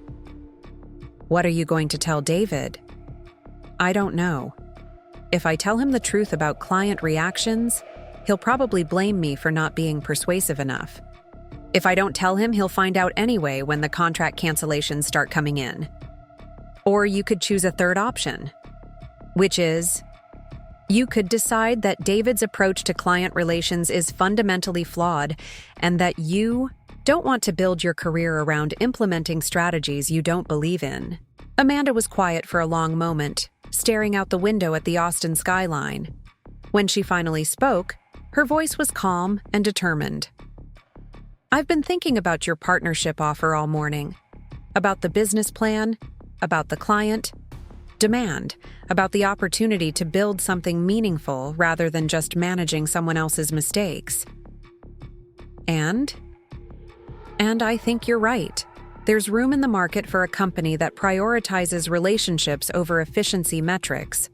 There are clients who value personal service and are willing to pay for it." "So what do you want to do?" Amanda turned back to face me with a smile that transformed her entire expression. "I want to give David Harrison exactly what he asked for. I want to give him a dynamic young professional with fresh perspectives and innovative approaches to client service. Meaning I'm going to spend this afternoon calling every major client to personally apologize for this morning's email and to assure them that their concerns are being taken seriously. I'm going to acknowledge that the transition was handled poorly and that their feedback is valuable. David won't appreciate that approach. David can fire me if he doesn't like it, but I'm not going to start my career here by lying to clients about the quality of service they can expect. And then we're going to see how many clients are interested in working with a consulting firm that puts relationships first and efficiency metrics second." Thursday afternoon was unlike anything in my 15 years at TechFlow. Amanda spent 4 hours making personal calls to major clients, acknowledging the problems with the morning's announcement and asking for their patience during the transition period. Her approach was honest, humble, and completely contrary to the corporate messaging David had intended. I spent the same 4 hours fielding calls from clients who wanted to discuss independent consulting arrangements. By 5 o'clock, I had preliminary interest from 7 major accounts representing over $4 million in annual revenue. When David Harrison discovered what Amanda had been doing, the confrontation was swift and decisive. His voice carried through the thin walls of our executive suite with crystalline clarity. "Amanda, I understand you've been calling clients to apologize for this morning's announcement. Would you mind explaining why you felt that was necessary?" Because the clients were confused and concerned, and they deserved better communication about the transition. The communication was perfectly clear. You're their new point of contact, and they should direct their business to you. David, with respect, the communication was terrible. It was impersonal. It provided no context for the change, and it ignored the reality that these clients have personal relationships with Jessica that can't just be transferred to me overnight. Those personal relationships are exactly the problem, Amanda. TechFlow needs to be bigger than any individual employee's relationships. TechFlow needs to be responsive to client needs and expectations. And right now, our clients expect better treatment than they received this morning. Are you questioning my judgment about how to manage this transition? I'm sharing feedback from clients who are concerned about the quality of service they're going to receive going forward. And what did you tell them about that service quality? I told them the truth, that I'm new to this role, that I'm learning about their specific needs, and that I'm committed to earning their trust over time. You told them you're inexperienced? I told them I'm honest. The conversation ended with the sound of David's office door slamming, and Amanda appeared in my doorway a few minutes later with a rueful smile. I think I just talked myself out of a job. How do you feel about that? Relieved, actually. I don't want to work for someone who thinks client relationships are obstacles to efficiency. So you're ready to start building something better? I'm ready to start building something authentic. Friday morning began with an email from David Harrison that was addressed to Amanda, but copied to me. The message was brief and to the point. Amanda, please see me in my office at 9 a.m. to discuss your future with TechFlow. Amanda read the email with a smile that suggested she'd been expecting exactly this outcome. This is it, she said. After today, we're both going to be unemployed. After today, we're both going to be entrepreneurs. Are you nervous? I'm excited. For the first time in 15 years, I'm going to build something entirely on my own terms. Amanda gathered her things and headed to David's office for what we both knew would be her exit interview. I used the time to complete the final preparations for what would become the most satisfying moment of my corporate career. At exactly 10 o'clock, I would attend the staff meeting where David planned to introduce Amanda as the new client relations director and announce my departure to the company. What David didn't know was that I had some announcements of my own to make.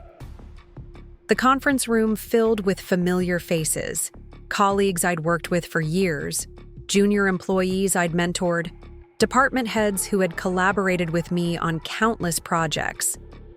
David Harrison stood at the front of the room, with the confident bearing of someone who believed he was about to demonstrate effective leadership to his team. Good morning, everyone. I wanted to gather you all together to discuss some exciting changes in our client relations department. As you know, we've been working to modernize our approach to client service, and today marks an important milestone in that process.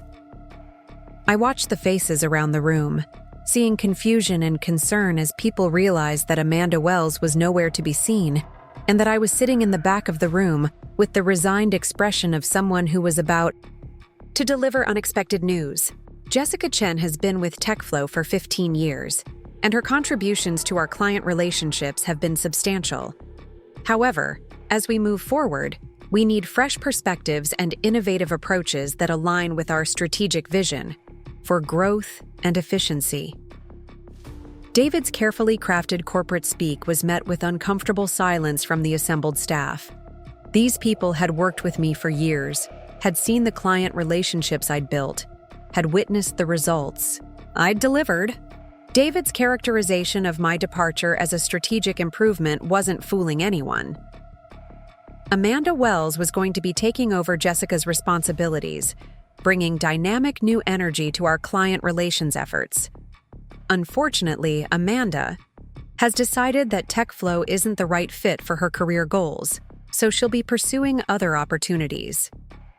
The silence in the room became even more uncomfortable as people began to understand that both the departing senior director and her intended replacement were leaving on the same day. This gives us an opportunity to completely reimagine our approach to client service. We'll be restructuring the department to emphasize efficiency, scalability, and cost-effectiveness, rather than the resource-intensive relationship management model we've been using. It was my cue to stand up, and every eye in the room turned toward me as I rose from my chair in the back of the conference room. David, before you continue, I have something to share with everyone. David's expression shifted from confidence to alarm as he realized that I was about to speak without his permission or preparation. As David mentioned, today is my last day at TechFlow. What he didn't mention is that several of our major clients have already expressed interest in maintaining our professional relationships through independent consulting arrangements. The room was absolutely silent now, with people clearly recognizing that I was about to deliver news that would change everything. Effective Monday morning, I'll be launching Chen Relationship Management, an independent consulting firm that specializes in client relations and account management services. Amanda Wells will be joining me as a partner in this new venture. David's face went through several shades of red as he processed the implications of what I'd just announced. We'll be offering our services to any clients who value relationship-based account management and who believe that personal service is worth paying for. We're not competing with TechFlow's technical offerings. We're providing an alternative for clients who prefer working with people they know and trust. I pulled out a folder that contained something I'd been saving for exactly this moment.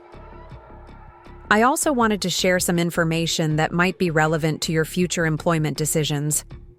Over the past week, I've documented several concerns about TechFlow's strategic direction under David's leadership. David found his voice. Jessica, that's enough. You're no longer an employee of this company, and you have no right to address our staff. You're absolutely right, David. I'm no longer your employee, but I am a professional who cares about the people in this room and about the clients we've all worked so hard to serve. I opened the folder and pulled out copies of the client analysis Maria had prepared. Based on contract terms and client feedback, TechFlow is likely to lose between $4 million and $6 million in annual revenue over the next 6 months due to the mismanagement of client relationships during this transition period. The numbers hit the room like a physical blow, and I watched several department heads exchange alarmed glances. Michael Thompson from Thompson Industries has already indicated that he'll be terminating his contract and working with our consulting firm instead. Jennifer Walsh from Walsh Manufacturing is likely to follow suit. The Patterson Group is reconsidering their renewal based on concerns about service continuity. David was sputtering with rage, but he couldn't dispute the accuracy of what I was telling the room. The point isn't to criticize anyone's decisions, but to make sure everyone understands the real impact of choosing efficiency over relationships. These client losses will mean budget cuts, staff reductions, and pressure to do more with less resources. I closed the folder and looked around the room at faces that had become familiar over 15 years of shared work. For anyone who's interested in building something different, something that prioritizes client success and employee growth over cost-cutting and corporate politics, Amanda and I will be hiring. We'll need account managers, project coordinators, customer service representatives, and administrative support. The silence in the room was deafening, broken only by the sound of David Harrison's voice rising to a level that was completely inappropriate for a professional setting. His face had progressed from red to purple, and his hands were shaking with barely controlled fury as he pointed at me from across the conference room. "Security!" he shouted. "I want Jessica Chen escorted from the building immediately. She's terminated, and she has no right to be disrupting our staff meeting with her vindictive accusations." But something unexpected happened in the moment before security could respond. Maria Rodriguez stood up from her seat near the front of the room, her voice cutting through David's outrage with calm professionalism. "Actually, David, Jessica has every right to address concerns about potential WARN Act violations and client contract breaches that could expose TechFlow to significant legal liability. The WARN Act reference sent a ripple of understanding through the room. As HR director, Maria's knowledge of employment law was unquestioned, and her support of my statements gave them a credibility that David couldn't simply dismiss. "What? WARN Act violations?" David demanded, his voice dropping to a more controlled level as he realized that this situation was becoming more complicated than he'd anticipated. When you terminate senior employees whose departures will result in substantial client losses and potential workforce reductions, federal law requires specific notification procedures, Maria explained with the patient tone of someone educating a particularly slow student.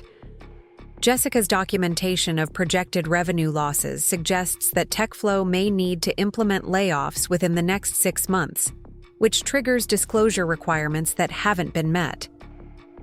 Robert Kim, our operations director, stood up. Next. "Maria's right.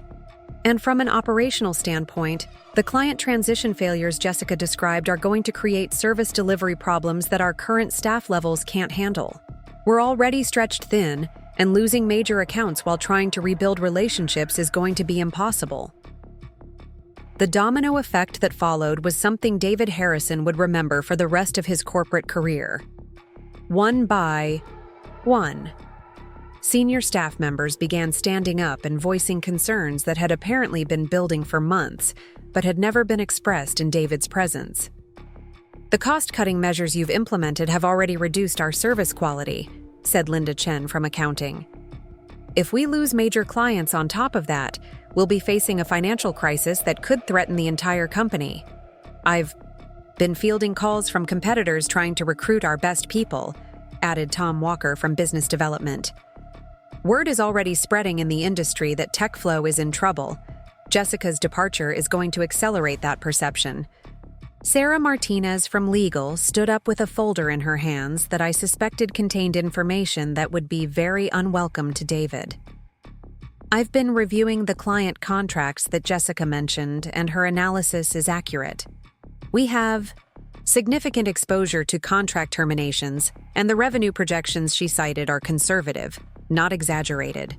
David looked around the room with growing alarm as he realized that what he'd intended as a routine announcement about organizational changes had turned into a full-scale revolt by his senior leadership team.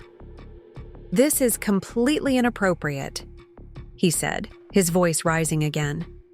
"Jessica is a disgruntled former employee who's trying to sabotage this company because she's bitter about being replaced. You're all being manipulated by someone who can't accept that her time here is over." It was Robert Kim who delivered the response that would end David Harrison's tenure at TechFlow. "David, Jessica isn't the problem. You are. In 6 months, you've alienated our best clients, demoralized our most experienced staff, and made strategic decisions that prioritize cost-cutting over revenue generation. Patricia Sullivan built this company on relationship-based service and employee loyalty. You've systematically destroyed both of those foundations." The room erupted in a chorus of agreement that made it clear this wasn't a spontaneous reaction to my announcement, but the culmination of months of frustration that had been building throughout the organization. "I think I speak for most of the senior staff when I say that we've lost confidence in your leadership," Maria added. "This situation with Jessica is just the latest example of decision-making that puts short-term cost savings ahead of long-term business success." David's response was exactly what I would have predicted from someone whose authority was being challenged by people he considered subordinates. "Fine. Anyone who doesn't support the strategic direction of this company is welcome to leave with Jessica. But don't expect references, and don't expect to take any clients or proprietary information with you." It was the worst possible response he could have given, because it confirmed everything the senior staff had been saying about his leadership style and his understanding of what made TechFlow successful. Linda Chen was the first to respond. "David, I've been with this company for 12 years, and I've never seen morale this low or client satisfaction this poor. If you're saying that supporting Jessica's approach to client relations is grounds for termination, then yes, I'll be leaving with her." "So will I," said Robert Kim. "I've worked with Jessica for 8 years. And I've seen how she builds relationships that create long-term value for everyone involved. If TechFlow doesn't want that kind of leadership, then TechFlow doesn't want me. The exodus that followed was swift and decisive. Within 15 minutes, 5 senior staff members had announced their intention to resign. 3 department heads had requested meetings with the board of directors to discuss David's leadership, and 2 junior employees had asked me for information about employment opportunities with my new consulting firm. David Harrison stood at the front of the conference room watching his authority collapse in real time, and I almost felt sorry for him. Almost. This is exactly the kind of vindictive behavior I expected from someone who couldn't handle being replaced, he said, his voice now carrying a note of desperation that suggested he was beginning to understand the magnitude of his miscalculation. David, I replied calmly, this isn't vindictive behavior. This is what happens when you prioritize politics over performance and assume that loyalty can be replaced with intimidation. These people aren't leaving because I asked them to. They're leaving because you've created a work environment that doesn't value their contributions or respect their expertise. You've been planning this from the beginning. You manipulated Amanda into quitting. You turned my staff against me, and you're trying to destroy this company because you're bitter about being fired. It was Maria who delivered the final blow to David's credibility. David, Jessica didn't manipulate anyone. She simply provided people with information about their options and treated them with the respect that you've consistently failed to show. The fact that so many senior staff members are choosing to leave with her says everything about your leadership that needs to be said. The meeting ended with David storming out of the conference room, leaving behind a group of employees who spent the next hour discussing transition plans, client communication strategies, and the logistics of coordinating resignations in a way that would minimize disruption to ongoing projects. I found myself in the surreal position of conducting an impromptu staff meeting for people who were planning to leave the company I'd just been fired from. But as we talked through the practicalities of mass resignations and client transitions, I felt a sense of excitement that I hadn't experienced in years. How quickly can we get Chen Relationship Management operational? Asked Linda Chen, already thinking about the administrative requirements for setting up a new business entity. The basic legal structure can be in place by Monday, I replied. Amanda and I have been working on business plans, client proposals, and operational frameworks. We're ready to start serving clients immediately. What about office space? Asked Robert Kim. We'll need somewhere to work while we're building client relationships. There's a co-working space in South Austin that specializes in consulting firms and small businesses, flexible lease terms, shared resources, and a professional environment for client meetings. I've already toured the facility and spoken with the management company. Sarah Martinez looked up from her legal pad where she'd been taking notes throughout our discussion. I'll need to review everyone's employment contracts to make sure we're handling the resignation process correctly. Non-compete clauses, confidentiality, agreements, intellectual property restrictions. We need to be completely above board on all of this. Absolutely, I agreed. The last thing we want is legal complications that could interfere with client service or damage our professional reputations. Tom Walker raised a practical concern that I'd been expecting. What about benefits? Health, insurance, retirement contributions, vacation time. How do we handle the transition from corporate benefits to independent contractor arrangements? That's one of the advantages of working with established consulting firms, Amanda said, appearing in the conference room doorway with a smile that suggested her conversation with David had gone exactly as expected. We can set up group benefits, packages that provide comparable coverage at competitive rates. The initial transition period might require some individual health insurance arrangements, but we can have group coverage in place within 30 days.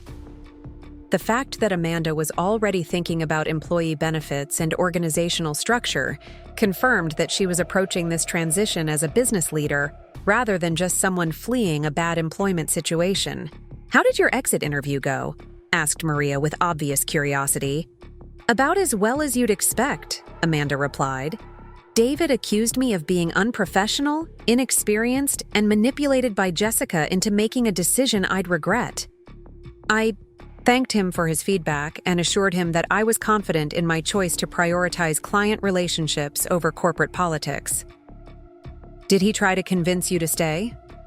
He offered me a promotion to Senior Client Relations Director and a 20% salary increase if I'd agree to implement his efficiency-focused approach to account management. And you said? I said that no amount of money would convince me to damage client relationships for the sake of cost savings. I also mentioned that his approach to this transition had been a case study in how not to manage organizational change. Linda Chen laughed. I bet he loved that. He told me I was naive and that I'd learn the hard way about the realities of business ownership. I told him I looked forward to the education. By noon, the logistics of our mass exodus were largely settled. Resignation letters would be submitted by close of business Friday, with effective dates staggered to ensure minimal disruption to client projects. Client communication would be handled personally by each departing employee, with carefully worded explanations that focused on career growth opportunities rather than criticism of TechFlow's management. Most importantly, we'd developed a comprehensive plan for ensuring that ongoing client projects would be completed successfully, either through transition to remaining TechFlow staff or through independent consulting arrangements with our new firm. This has to be handled ethically and professionally, I emphasized to the group. We're not trying to damage TechFlow or hurt the employees who are staying. We're simply exercising our right to pursue career opportunities that align with our values and professional goals.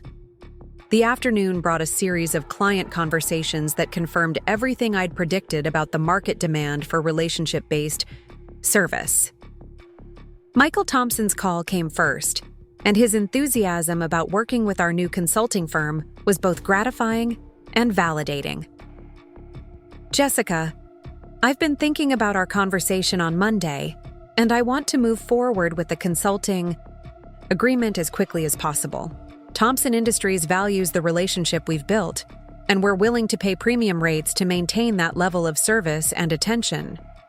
Michael, I appreciate your confidence. Can we schedule a meeting early next week to discuss your specific needs and how our consulting services could support your business objectives? How about Monday morning, 10 o'clock, my office? And Jessica, I hope you know that this decision isn't just about maintaining our working relationship. It's about partnering with people who understand that business success is built on trust and mutual respect.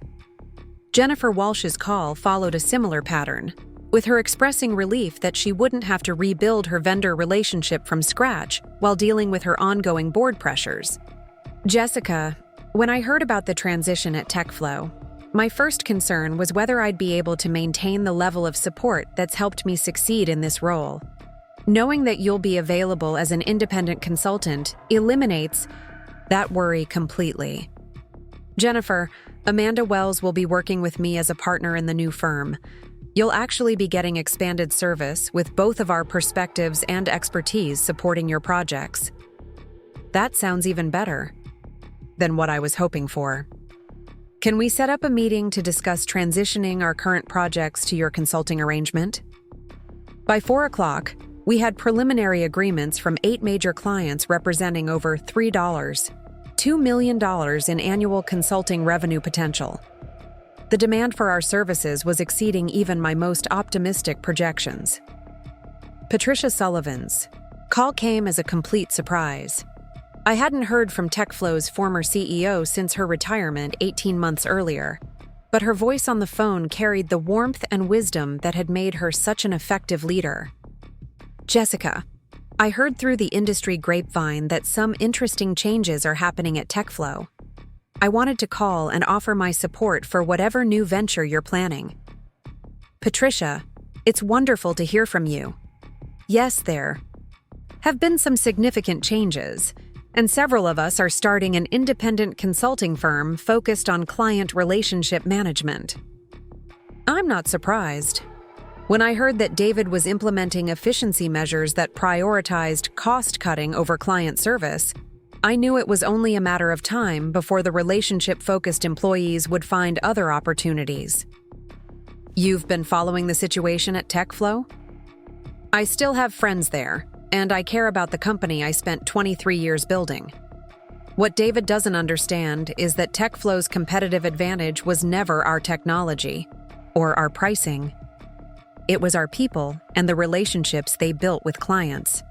That's exactly the foundation we're building our consulting firm on. Good. And Jessica, I want you to know that I'd be interested in investing in your new venture, not just financially, but as an advisor and mentor. I know the client relationships you've built, and I know the quality of work you deliver. This consulting firm has the potential to be very successful. Patricia's offer of investment and advisory support was beyond anything I'd dared to hope for. Her reputation in the industry would provide instant credibility for our new firm, and her business experience would be invaluable as we navigated the challenges of entrepreneurship. Friday evening found Amanda and me in the empty TechFlow office, packing up 15 years of career mementos and preparing for the Monday morning launch of Chen Relationship Management. The irony wasn't lost on either of us that David Harrison's attempt to replace me efficiently had resulted in the birth of a competing firm staffed by his former senior employees and funded by his predecessor. "Do you think we're crazy?" Amanda asked as she packed her laptop and the business cards she'd never had a chance to use in her intended role. "Probably," I replied, carefully wrapping the coffee mug my team had given me last Christmas. "But I think we're crazy in exactly the right way. What's the worst that could happen? We could fail spectacularly, lose all our money, and have to find new jobs in a market where everyone knows we tried to compete with our former employer. And what's the best that could happen? We could build something meaningful, serve clients who value what we do, and prove that business success doesn't require sacrificing relationships for efficiency.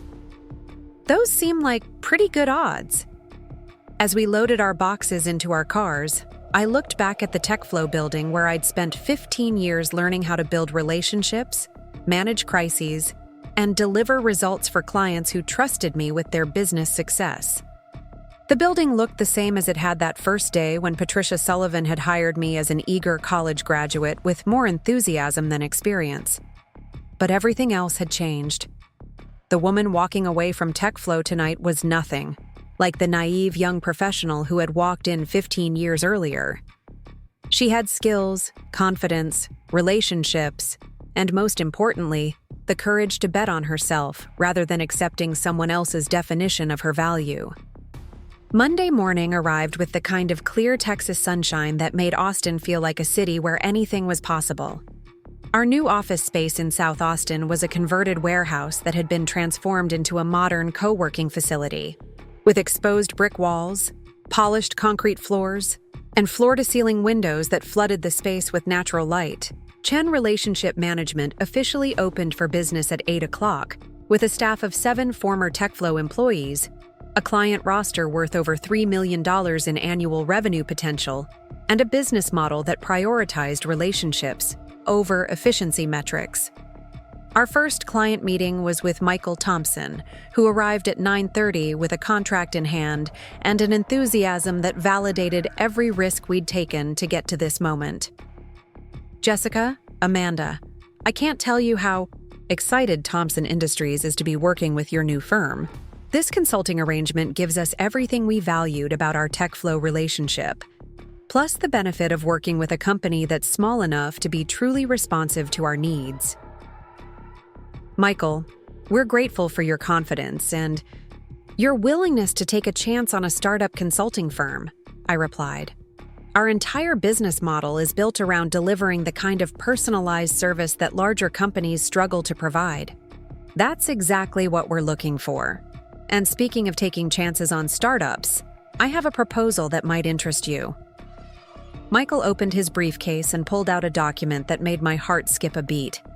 A partnership agreement between Thompson Industries and Chen Relationship Management that would provide us with office space in their corporate campus, access to their administrative resources, and most importantly, introductions to their network of business partners who might be interested in our consulting services.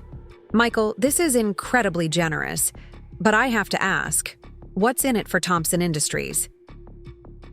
Proximity to the best client relations expertise in Austin, preferred access to your consulting services, and the satisfaction of helping to launch a business that represents everything we value about vendor relationships. Amanda and I exchanged glances that conveyed years of conversation in a single moment. This partnership offer would solve most of our startup challenges while providing us with the resources and credibility to grow much faster than we'd originally projected. We'd love to explore this partnership, Amanda said. When can we tour the office space and discuss the specific terms? How about this afternoon?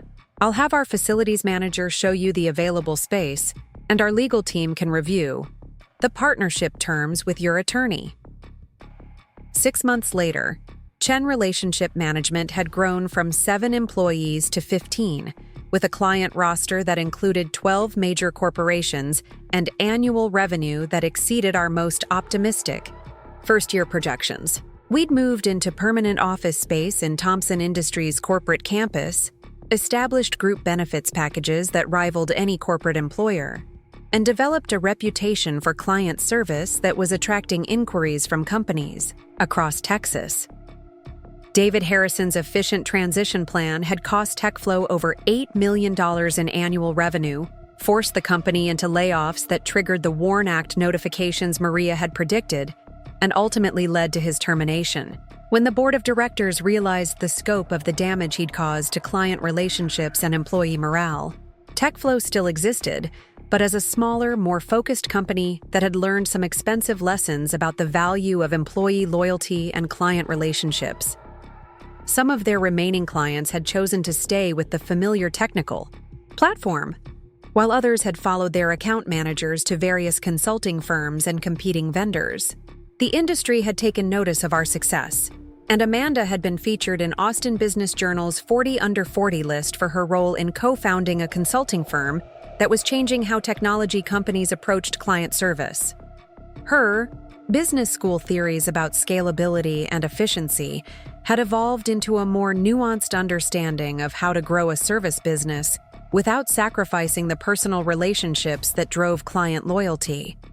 As for me, I'd discovered that being forced to train my replacement was the best thing that had ever happened to my career. The humiliation of those 2 weeks had forced me to evaluate what I really valued in my professional life and given me the courage to build something that reflected my authentic priorities rather than someone else's strategic vision. The irony was perfect. David Harrison had asked me to train Amanda Wells to replace me, assuming that he could transfer 15 years of relationship-building expertise in 2 weeks of procedural training.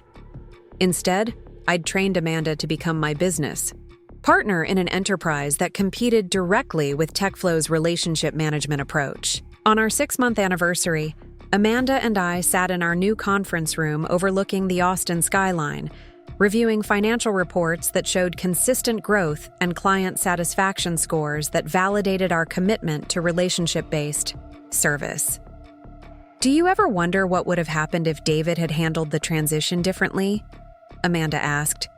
If he'd given us more time, allowed personal client introductions, maybe kept you on as a consultant? Sometimes, I admitted. But then I look around at what we've built here, at the team we've assembled, at the clients who trust us with their most important projects, and I realize that David's approach gave us something much better than a smooth transition, which was the motivation to prove that there was a better way. If he'd managed the transition competently, you and I would probably still be at TechFlow, making incremental improvements to someone else's vision instead of building our own. So you're grateful that he forced you to train your replacement? I smiled, thinking about the confident young woman who had walked into my office that first Monday morning, expecting to learn procedures and processes, and instead discovering that business success was built on relationships, trust, and the courage to invest in what mattered most. I'm grateful that he underestimated both of us, He thought he could replace experience with ambition and relationships with efficiency.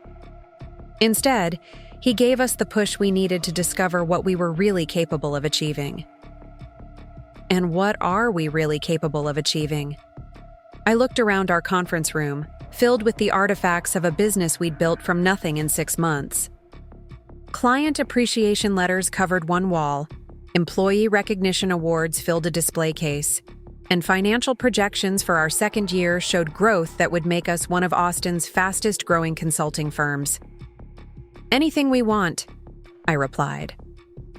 "As long as we remember that success is measured by the relationships we build and the value we create for people who trust us with their business." Amanda raised her coffee mug in a mock toast to being forced to train our replacements, to discovering that sometimes the worst professional experience of your life becomes the foundation for the best business decision you ever make, to proving that there's always a better way, even when nobody believes you can find it, and to partnerships that turn potential competitors into unstoppable teams. As we clinked our mugs together, I thought about David Harrison, who was probably still wondering how his efficient transition plan had resulted in the loss of TechFlow's most valuable employees and clients. He'd asked me to train Amanda Wells to replace me, never imagining that the training would produce something far more dangerous to his vision than a disgruntled former employee. He'd created 2 women who understood the value of relationships, who had the courage to bet on themselves, and who were determined to prove that business success didn't require sacrificing authenticity for efficiency. David Harrison had asked me to train my replacement. Little did he know I was training my business partner. Up next, you've got 2 more standout stories right on your screen. If this one hit the mark, you won't want to pass these up. Just click and check them out.